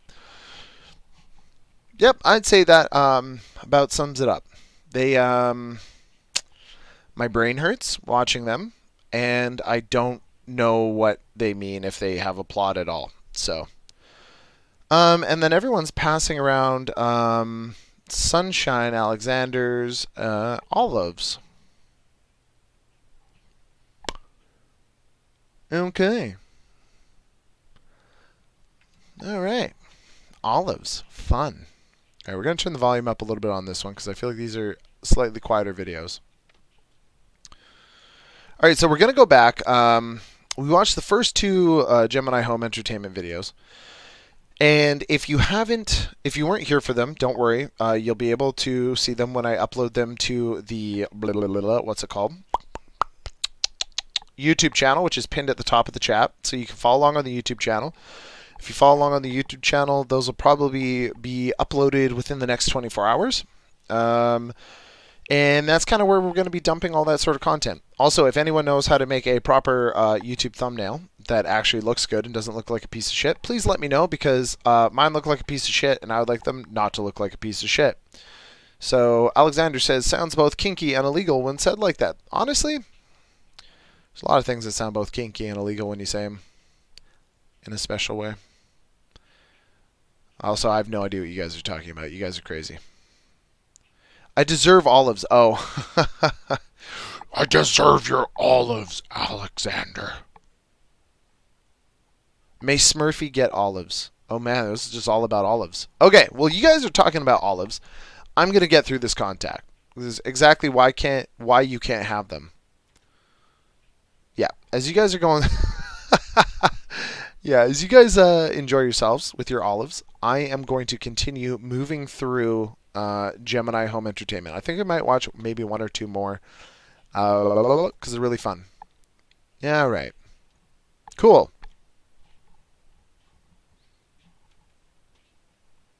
Here we go. Gemini Home Entertainment, and we are going to learn about artificial computing.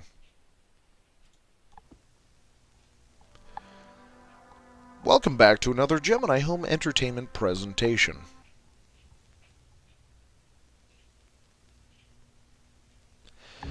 Regnad Computing. Artificial Computer Learning, a demonstration of artificial thought in computer intelligence.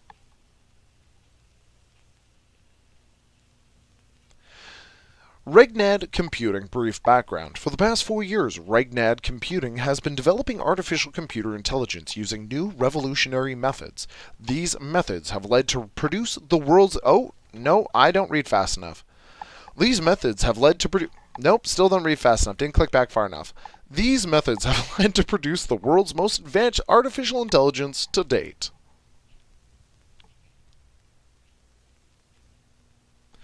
As a test of this intelligence's abilities, we gave it the task of creating an original, intelligible story in the format of a children's storybook. 3 iterations of this story will be shown, illustrating the creation process utilized by the artificial intelligence.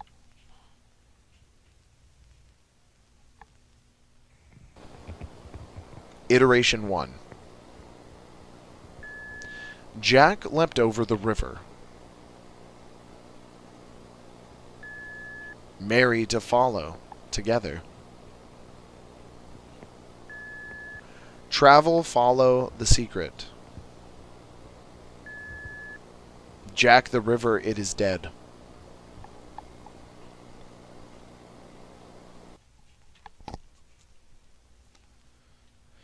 First iteration tests heed insufficient results, though patterns and story consistency are clearly visible, albeit unrefined. Iteration 2. Jack leapt over the river. Mary followed close behind. They are searching for the secret place. I hear you. I don't like that. The intelligence builds upon its previous iteration, utilizing complex wordage and proper grammar and formatting. Iteration 3.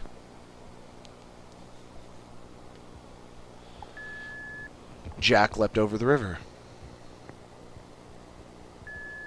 There goes Mary down the stream. The secret place will keep us safe.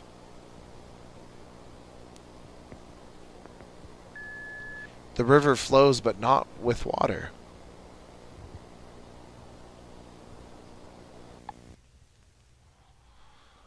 The river flows, but not with water. Huh. The intelligence seems to diverge from its original path and begins a more complex branch of sentences.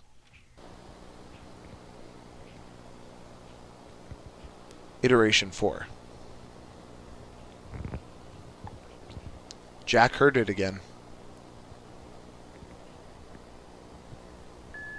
There is a voice from space. Jack, do you see me? I've become something else.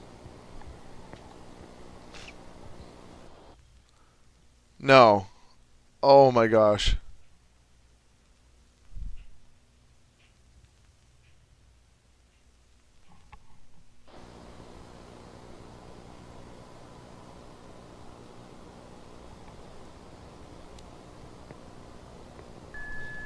Listen to the silver box.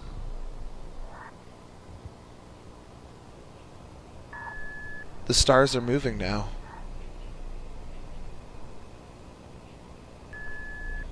Do you see the hungry eye?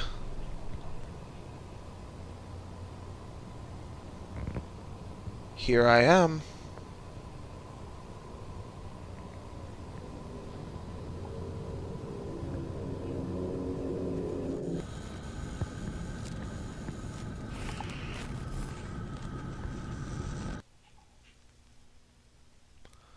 What was that?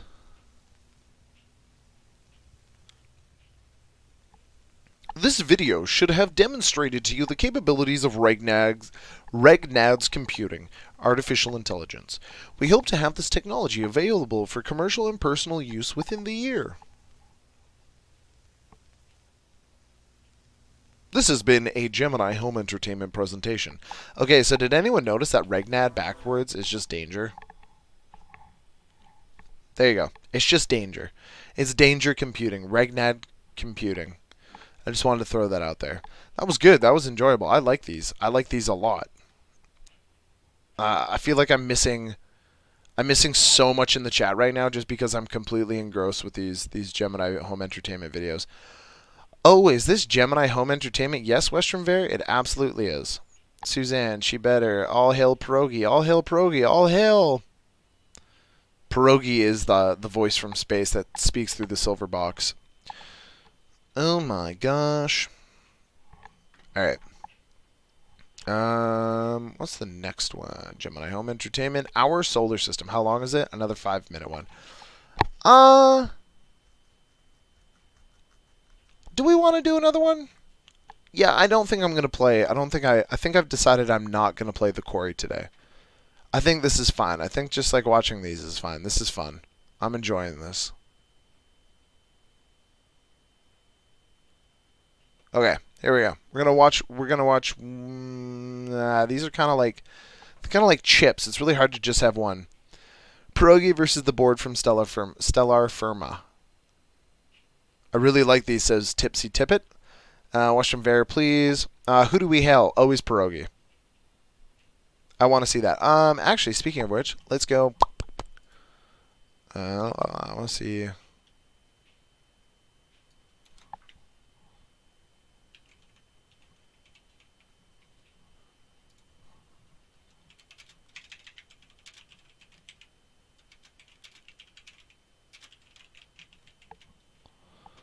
Let's then move this over. Then number 1. Boom. Ta-da!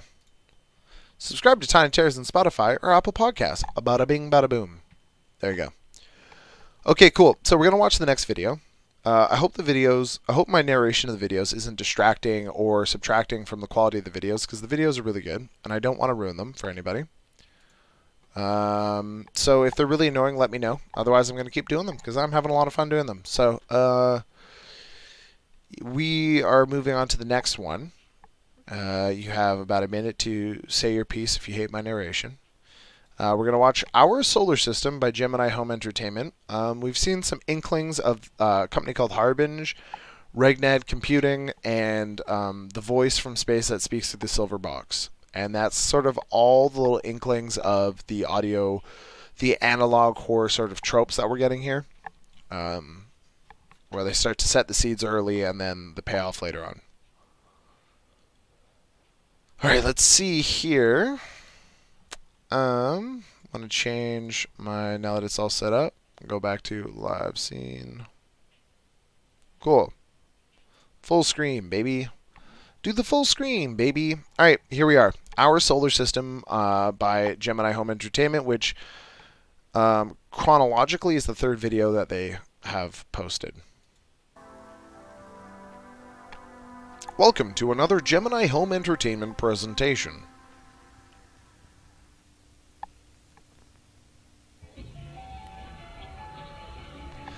Our solar system. Mysterious, majestic, beautiful.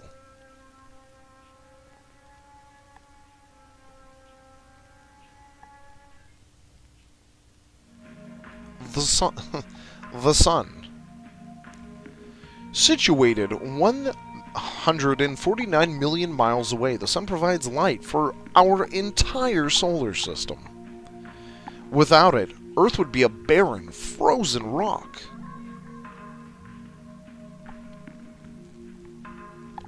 Mercury.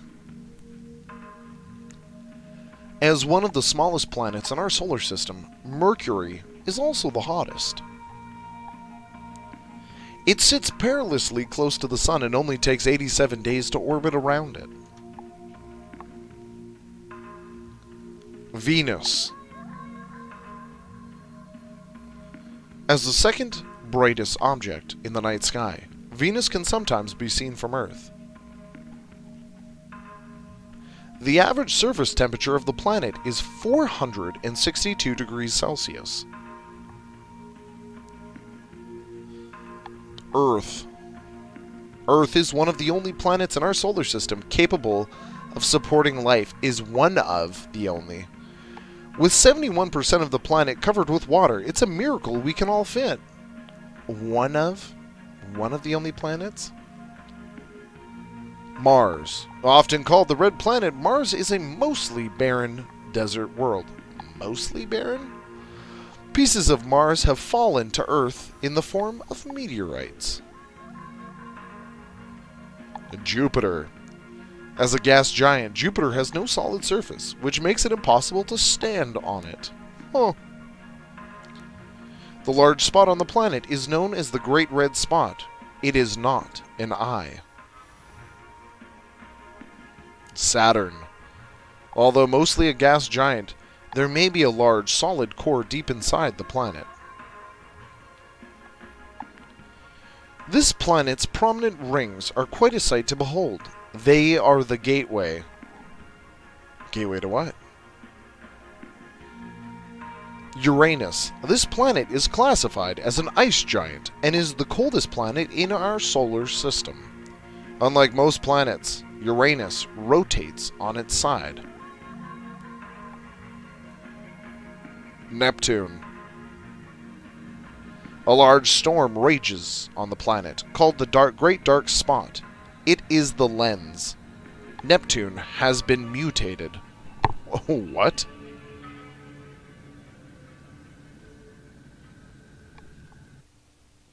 Oh, that was well done.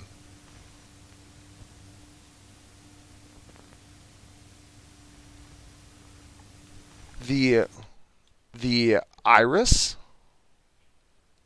I think that says Iris. It's hard to tell with that font. The Iris.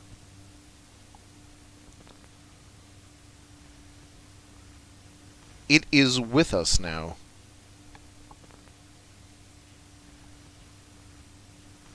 Laughing at us. Excuse me?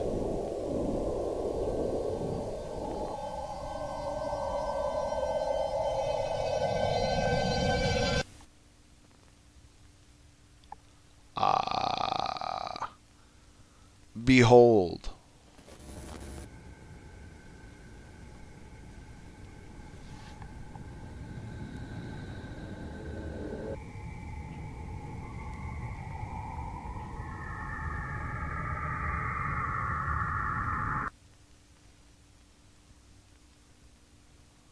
What? Pluto.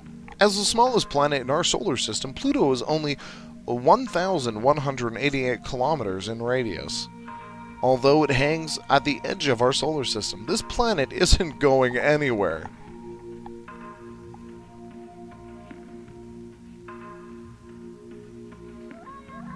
R.I.P. Pluto. No longer a planet. Our solar system, created by Remy Abode. This has been a Gemini Home Entertainment presentation. Okay, there was a lot going on in that one. There was a lot. Okay, so now we have Neptune. Neptune has mutated. There's a thing called the Iris. It shot blue light at something.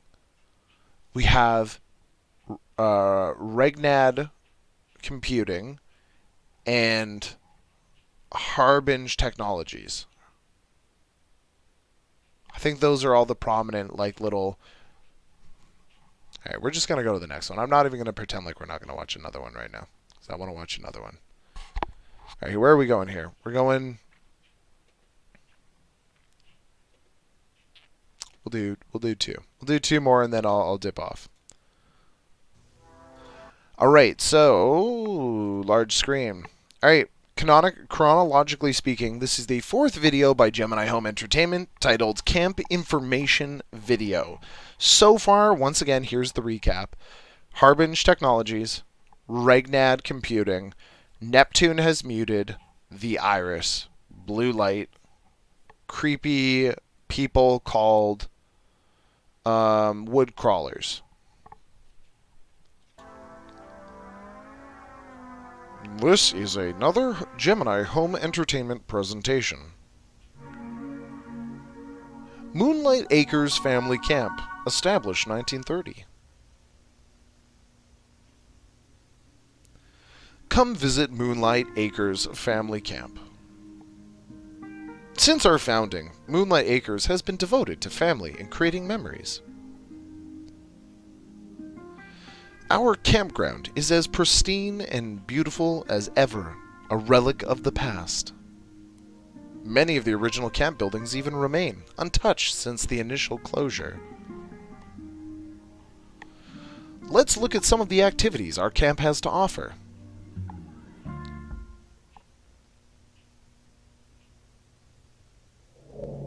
Activities.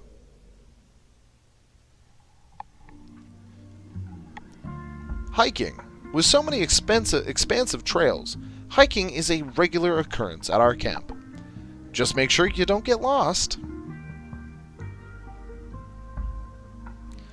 Archery has been a tradition throughout our camp's lifetime, with the targets getting more extravagant every year.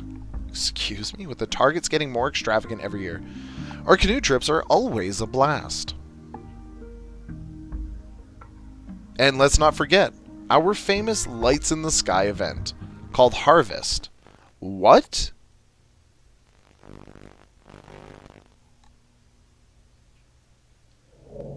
Time to move on to accommodations. No need to pitch a tent. Moonlight Acres has tons of places to lay your head. Sleep in luxury at one of our family cabins, completely burrow-free cabins. Okay, pause. I hate this. I don't want to pause here, but I have to remember that completely burrow-free wood crawlers make burrows and houses, remember? For kids, we have separate boys and girls cabins, each with fun activities all year round. Feeling rustic? Stay at one of the camp's original cabins, which are frequently cleaned and always cozy. Each and every year at Moonlight Acres each and every cabin at Moonlight Acres is beautifully decorated. With the most up-to-date safety technology, you can rest assured knowing our security is in our hands. Your security words messing up.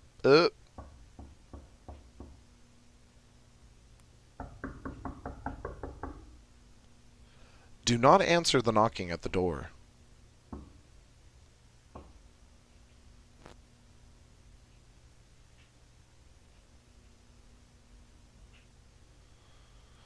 Okay, so there's a bonfire now.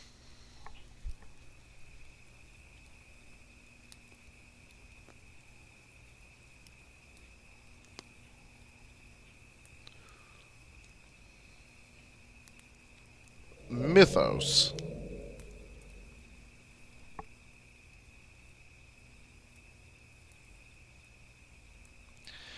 An important part of Moonlight Acres' legacy is its mythos. Tall tales have always been told from person to person throughout the camp's lifetime. In 1935, rumors of strange, well-dressed men visiting the camp began to make the rounds. It is said that the men would ask to enter the camp administrator's cabin every night for years. One night, a deal was made with the strange men and they left the camp, never to be seen again.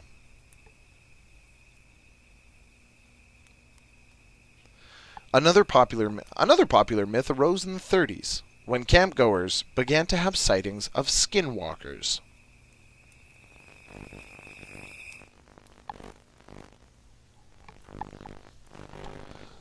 Static stresses me out.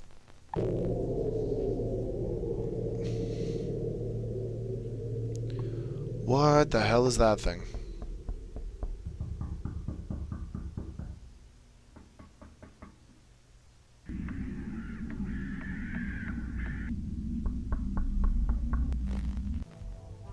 Vessels.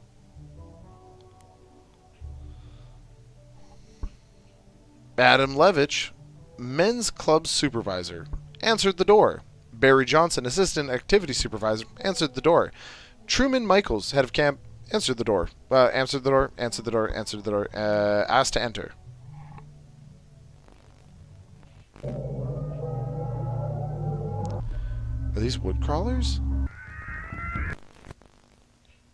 Are those wood crawlers? I don't know what's going on. This has been a camper information video created by Remy Abode. Yet another quality Gemini Home Entertainment presentation. Okay, so now we've got a bunch of confirmed vessels from the camp.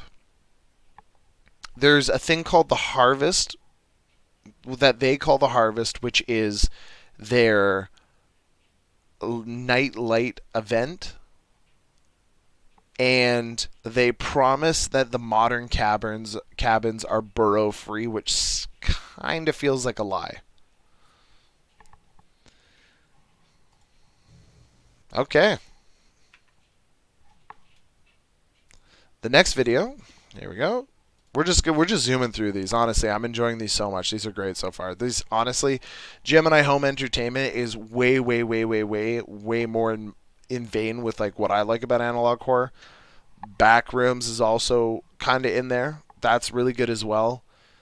I will say that maybe the Walten files aren't for me. I'm going to keep going through the Walten files. I'm going to go get to that really long video. We're going to choke down the really long video. We're going to see what's there, but I just don't think it's for me. Okay, so pre-video recap.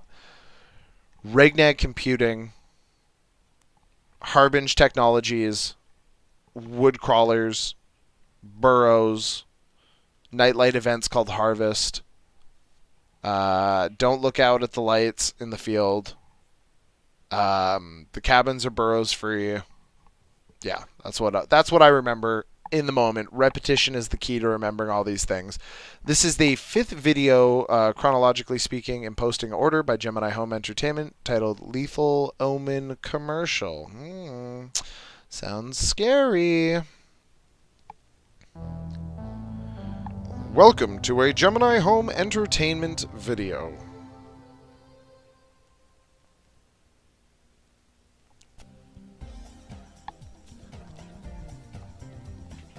Lethal Omen.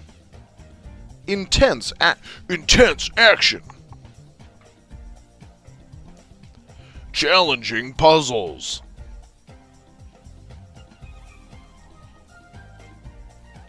High quality graphics.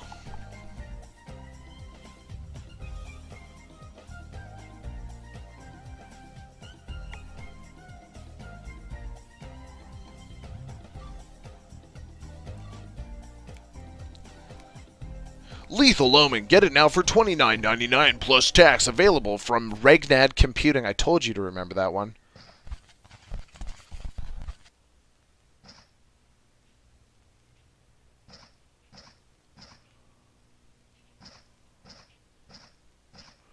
This looks like it's set up at a camp. Okay, so I think this is... Alright, this isn't a video where I'm narrating much, so we're just going to pause this for a second. Family cabins, which, remember, are not burrow-free, or which are burrow-free, and archery, which is one of the targets at archery get more extravagant every year, they said. Okay, so this is clearly supposed to be the camp we saw from the last video.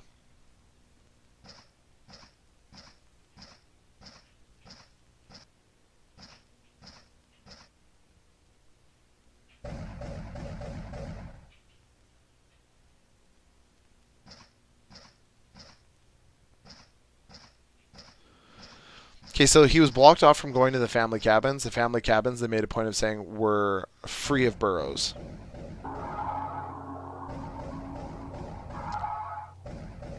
Kill all the enemies. Okay, so these must be the woodwalkers, I'm assuming they're trying to make them out to be. All enemies dead.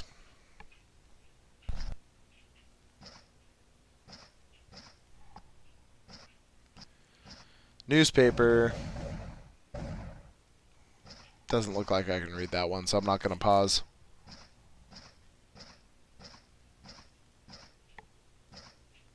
What does anyone remember what these things are? These like security. This is the 3rd time we've seen them, and I forget what they are. I don't know. They just said it was a piece of security, so I don't know what it is. So if anyone knows what this is, please let me know.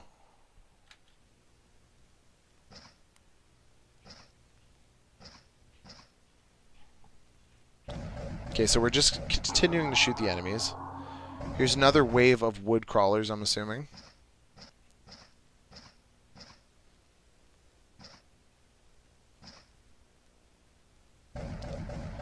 So there's something in the basement he's trying to get at.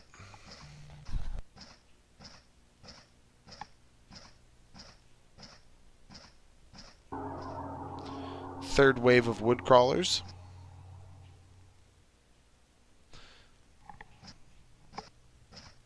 Oh, that's terrifying.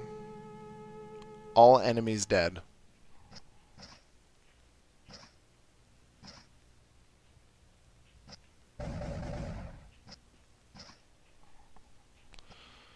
What is that?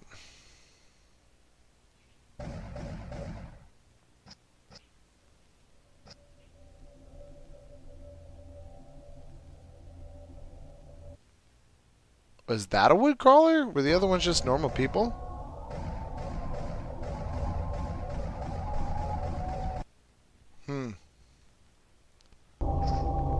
Run.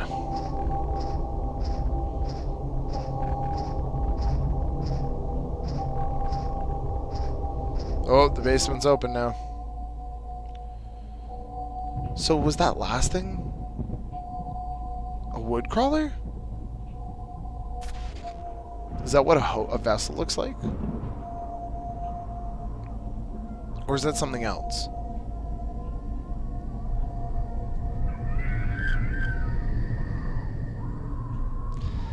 That's a wood crawler. We know that. But is that what the vessels look like? Can they be shot down?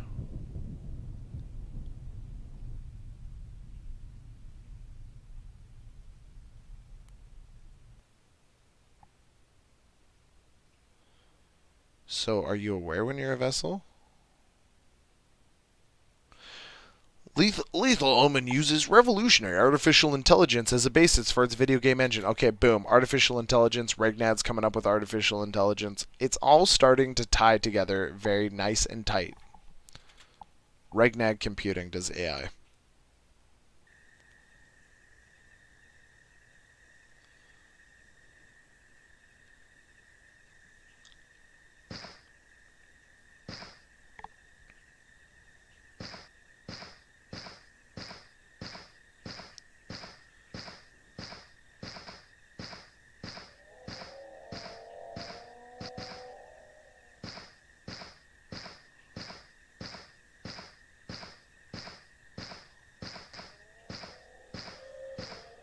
Okay, so presumably we can hear wood crawlers in the distance, but can't see anything on the screen. I don't know what else to say about this point.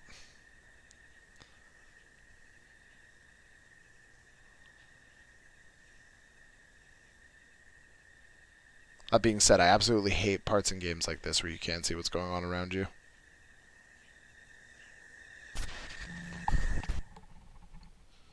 The iris. We learned about the iris in the last video.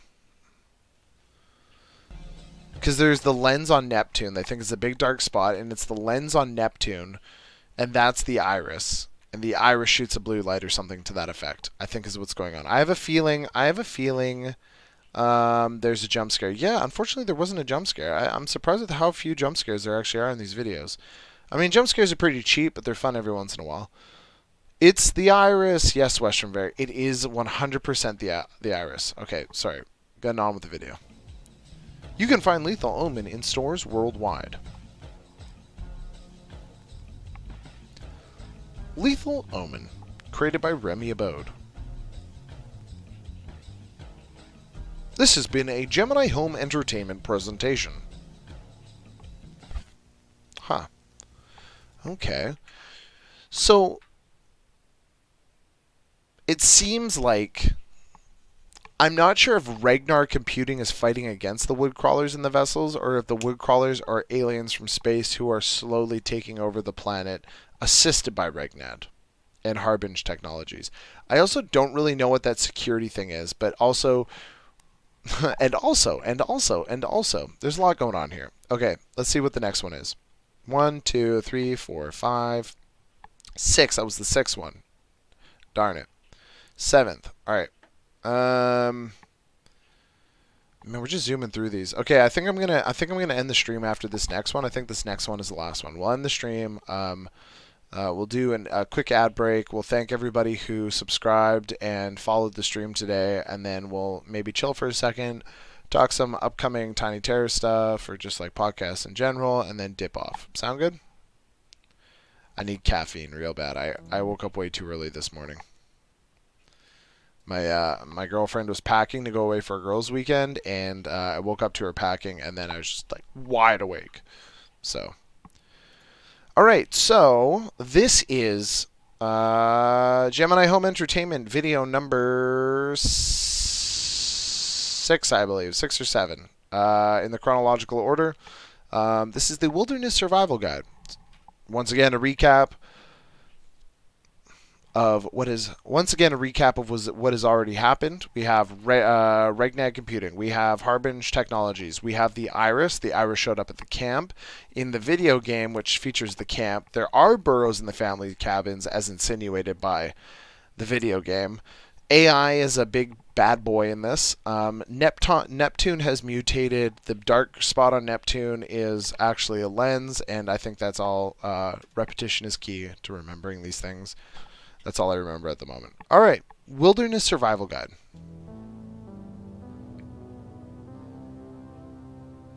This is a Gemini Home Entertainment presentation.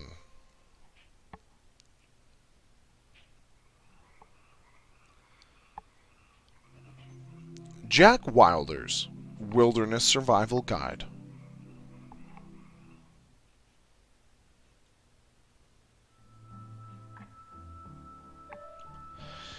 Whether you're camping, hiking, or hunting, it's important to stay safe when going into the wilderness. This cassette will teach you many survival tips that might just save your life.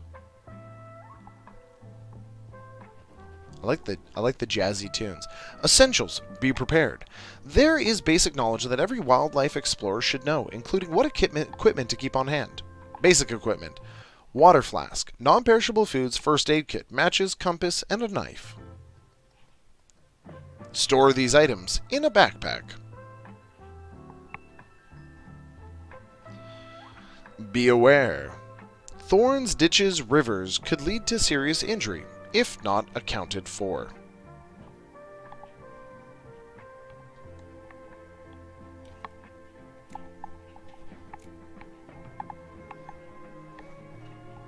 Camping or hiking in private properties or hunting grounds could lead to serious fines, or worse.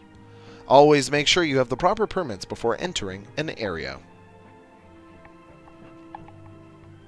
Things to avoid: wildlife, bears, cougars, moose.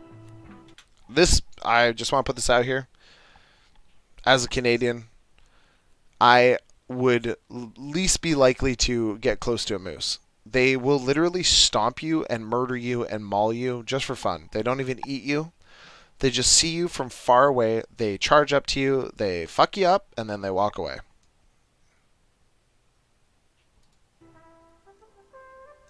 Things to avoid: if you come face to face with any of these animals, stay calm, do not run.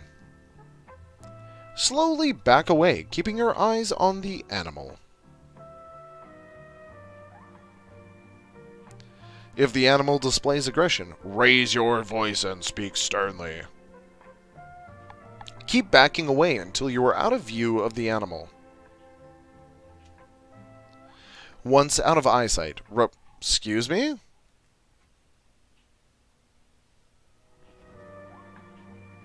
What the hell was that? Things to avoid: plant life, poison ivy, causes rashes, itches, swelling, and blisters. Water hemlock, causes trembling, convulsions, respiratory failure, and death. What? Nature's mockery causes hallucination, sudden muscular paralysis, body disfigurement, and flesh decay. Okay. If you make physical contact with any of these plants, seek medical assistance immediately. Always keep a first aid kit on hand. Things to avoid: sounds.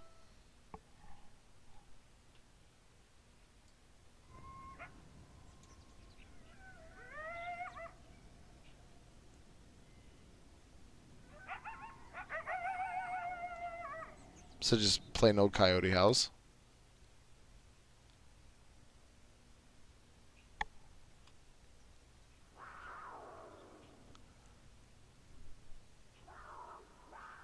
Cougar screams.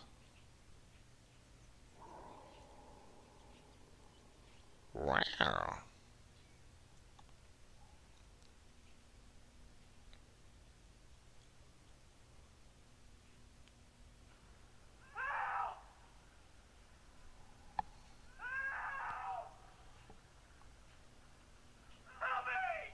Auditory hallucination. That's actually... it's a terrifying scream. That'd be terrifying. If you hear any of these sounds, leave the area immediately. What the hell? Do not move towards the sound. If you hear them, they have already heard you. Oh my god. Building a campfire. I want to make a campfire nowhere near these sounds. Should have started with the campfire, moved on to the sounds after. What will you need? Large stones, dry grass and leaves, dry twigs, branches, matches, and dry logs.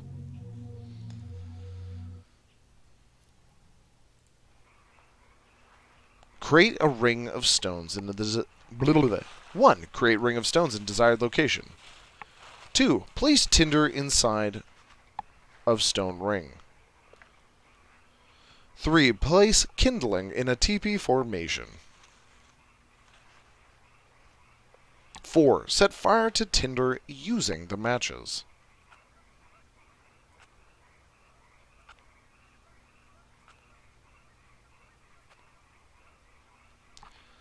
What to do if your fire fails to start? Follow the lights. No! No! Absolutely not. No, no, no, no, no. Do not follow the lights. No.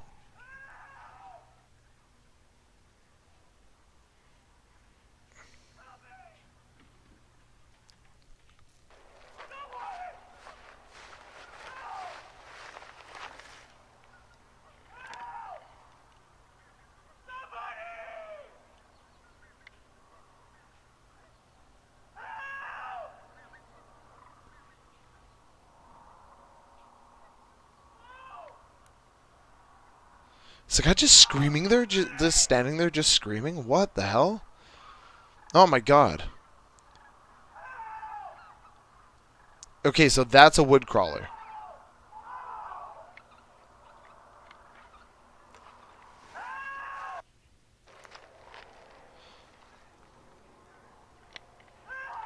So wait, what?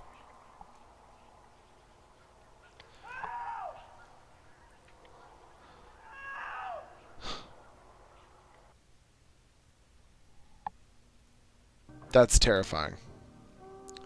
Dangers of infection. If you believe you have been infected through a wound, do the following. Wash wound with water and soap. Use antibiotic ointment on your injury. Forcefully rip foreign object from your body.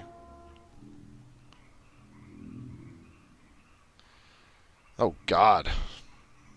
What foreign object is going in my body? I welcome no foreign objects into my body whatsoever.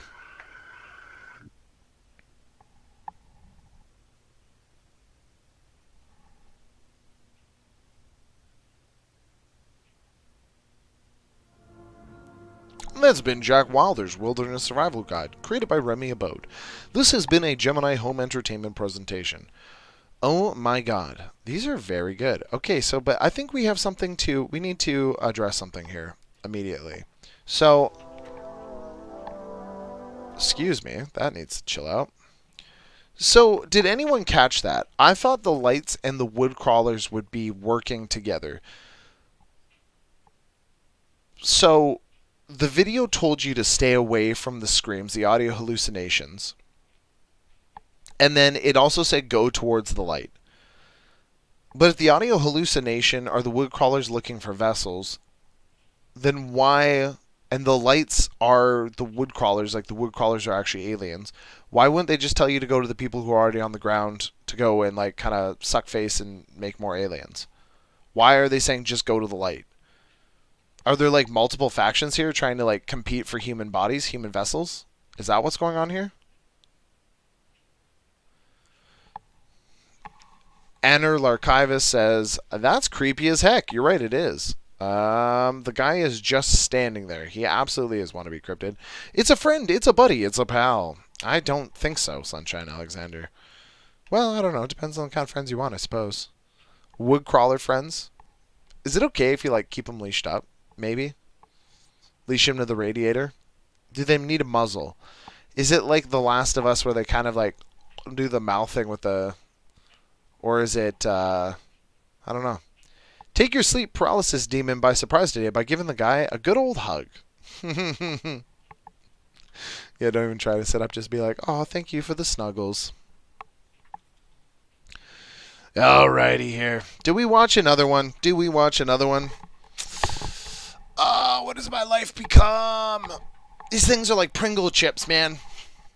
These videos are like Pringle chips. It's just one after another after another. Once you pop the top, you just can't stop. Remy Abode, I'm going to have a conversation with you one of these days. He is working hard for them spooks. Another, says Anar Larchivist. Assert your dominance by acting just as strange as them, says Western Ver. I'm going to speak Swedish with my demon and we'll make him shit himself. What? Single bite horror is awesome. Single bite horror is awesome. What is single bite horror?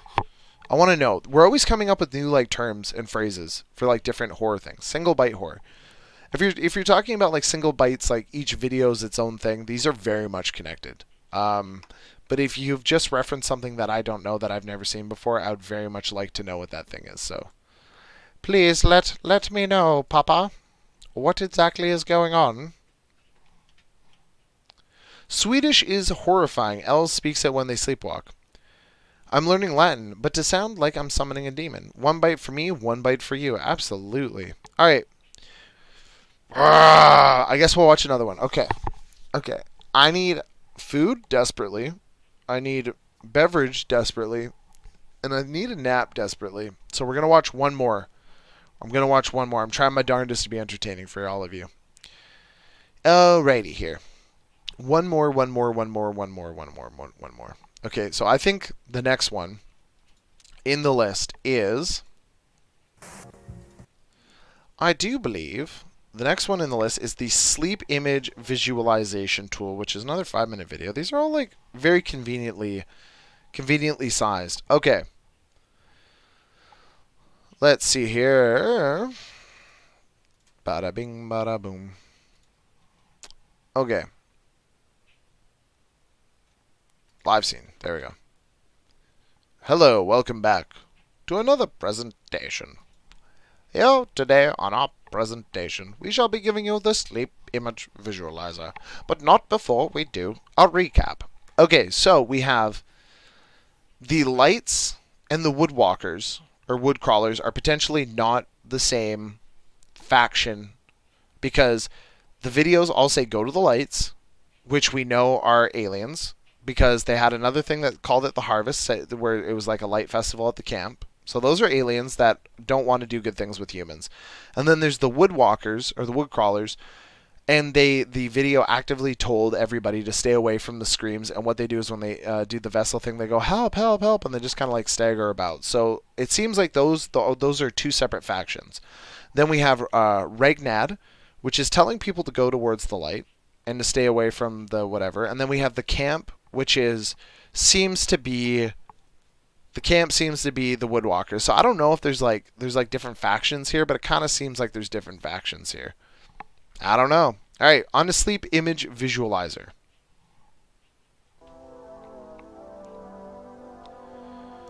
Welcome to another Gemini Home Entertainment presentation.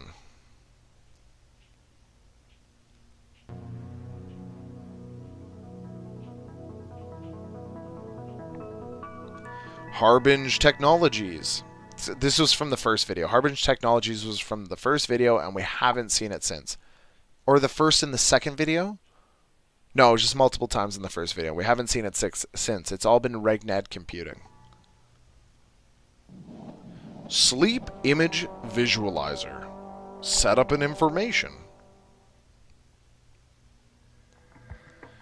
Introduction to the Sleep Image Visualizer. Sleep Image Visualizer, or SIV for short, main module. Computer connection port. Module power port. Headset connection port. Configuration panel. This is the SIV headset. Module connection cord. Absorption pads. Aluminum dome. It's weird. Adjustable clamp. It's weird to call it like a metal dome, like a helmet. Aluminum dome. Setting up the sleep image visualizer. Connect the sleep image visualizer to your computer using the cord provided.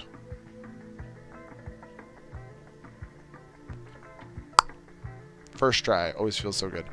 Connect the SIV headset to the SIV main module using the cord provided. Oh, I will. Insert the SIV home use disk into your personal computer and follow installation instructions. Using the sleep image visualizer. I would love one of these in real life. Boot up your personal computer and run the SIV home use software. Whoa, plot twist.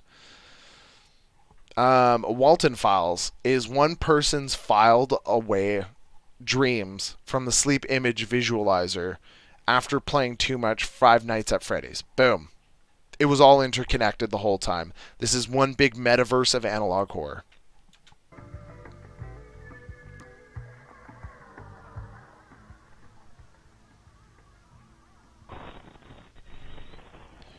Oh no. Sleep image visualization, Levi Jacobs. Began at 5:24 a.m. December 12th, ended 5:30 a.m. December 12th. Oh, Jesus. The face.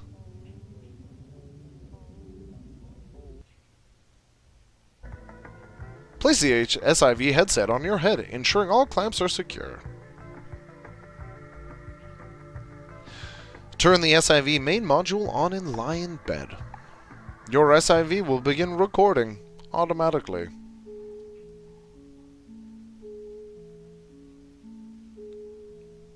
Good night. Sleep tight. Don't let the bedbugs bite.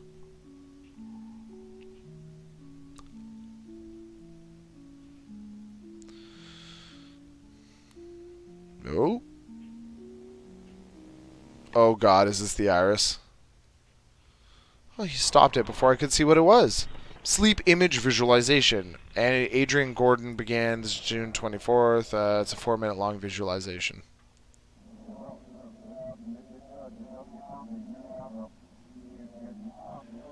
So I don't know if you guys can hear, but the people talking in the background are just talking backwards and you can't understand what they're saying.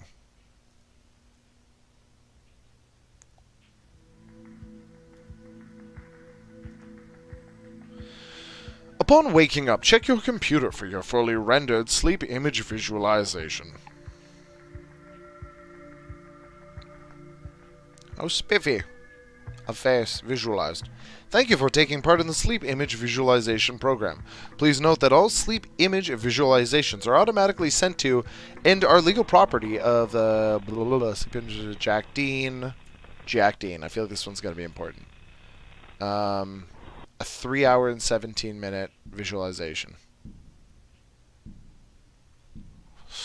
Oh, God.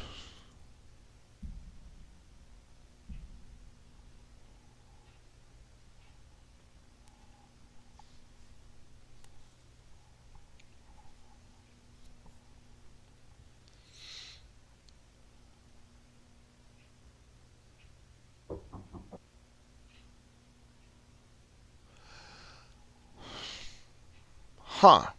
Reminder. The sleep image visualizer takes images from your unconscious mind and visualizes them. These images do not represent reality. Dreams cannot tell the future. I wasn't even asking. Seems like dreams might be able to tell the future.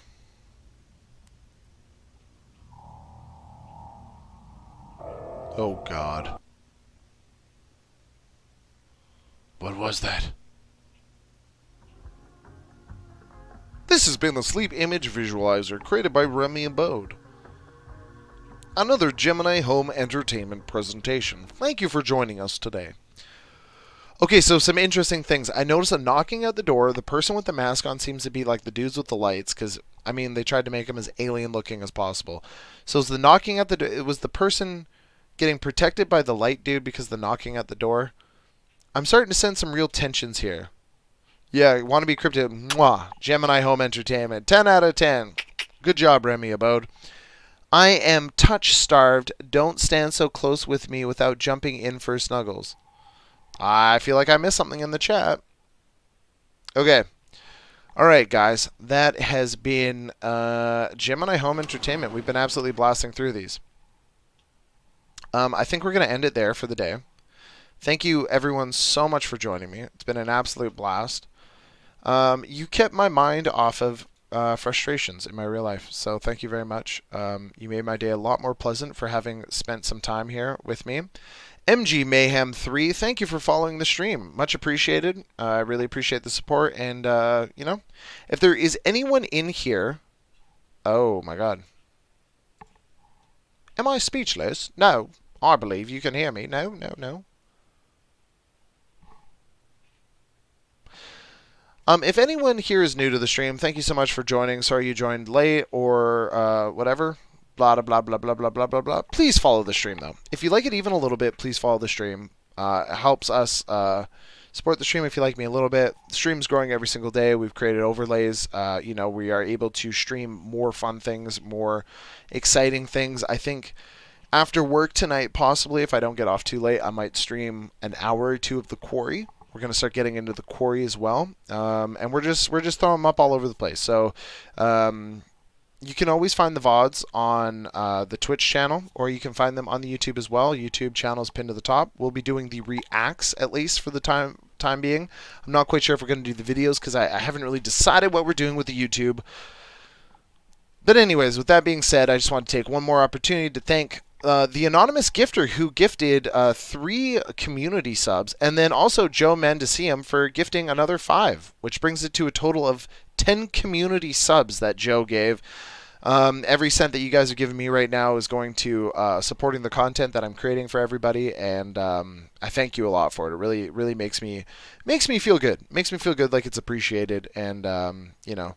Because sometimes I feel like things are a little quiet, but knowing that it's always appreciated even when times are quiet, I really appreciate that. I really appreciate that, especially when, you know, things ebb and flow. Currently, podcasting's a little frustrating, but that's beside it. We're not giving up. We're not giving up, guys. We're gonna push through the frustrations and the powers that be that wanna, you know, hold us back as a small cult.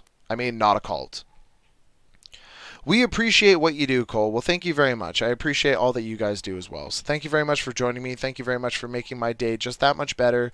It is hugely appreciated. And now, to tread on my appreciation, I'm going to run a 1-minute ad. So run now, or stick around if you like, for the 1-minute ad. But aside from that, I think we're going to be done. I need to figure out how to say goodbye on stream because I'm so bad at saying goodbye on stream. So thank you very much. I love you all. You're all wonderful people. And I will see you next time. I will be posting this all on my YouTube channel. So if you haven't followed my YouTube channel, go and follow my YouTube channel right now. That way you get notified when all the stream, whatever thingamajigs, VODs get posted.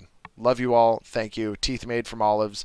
Go have coffee and food. Bye. Nap. Yes. Thank you for the stream. I love you all. You're wonderful. Switching screens now.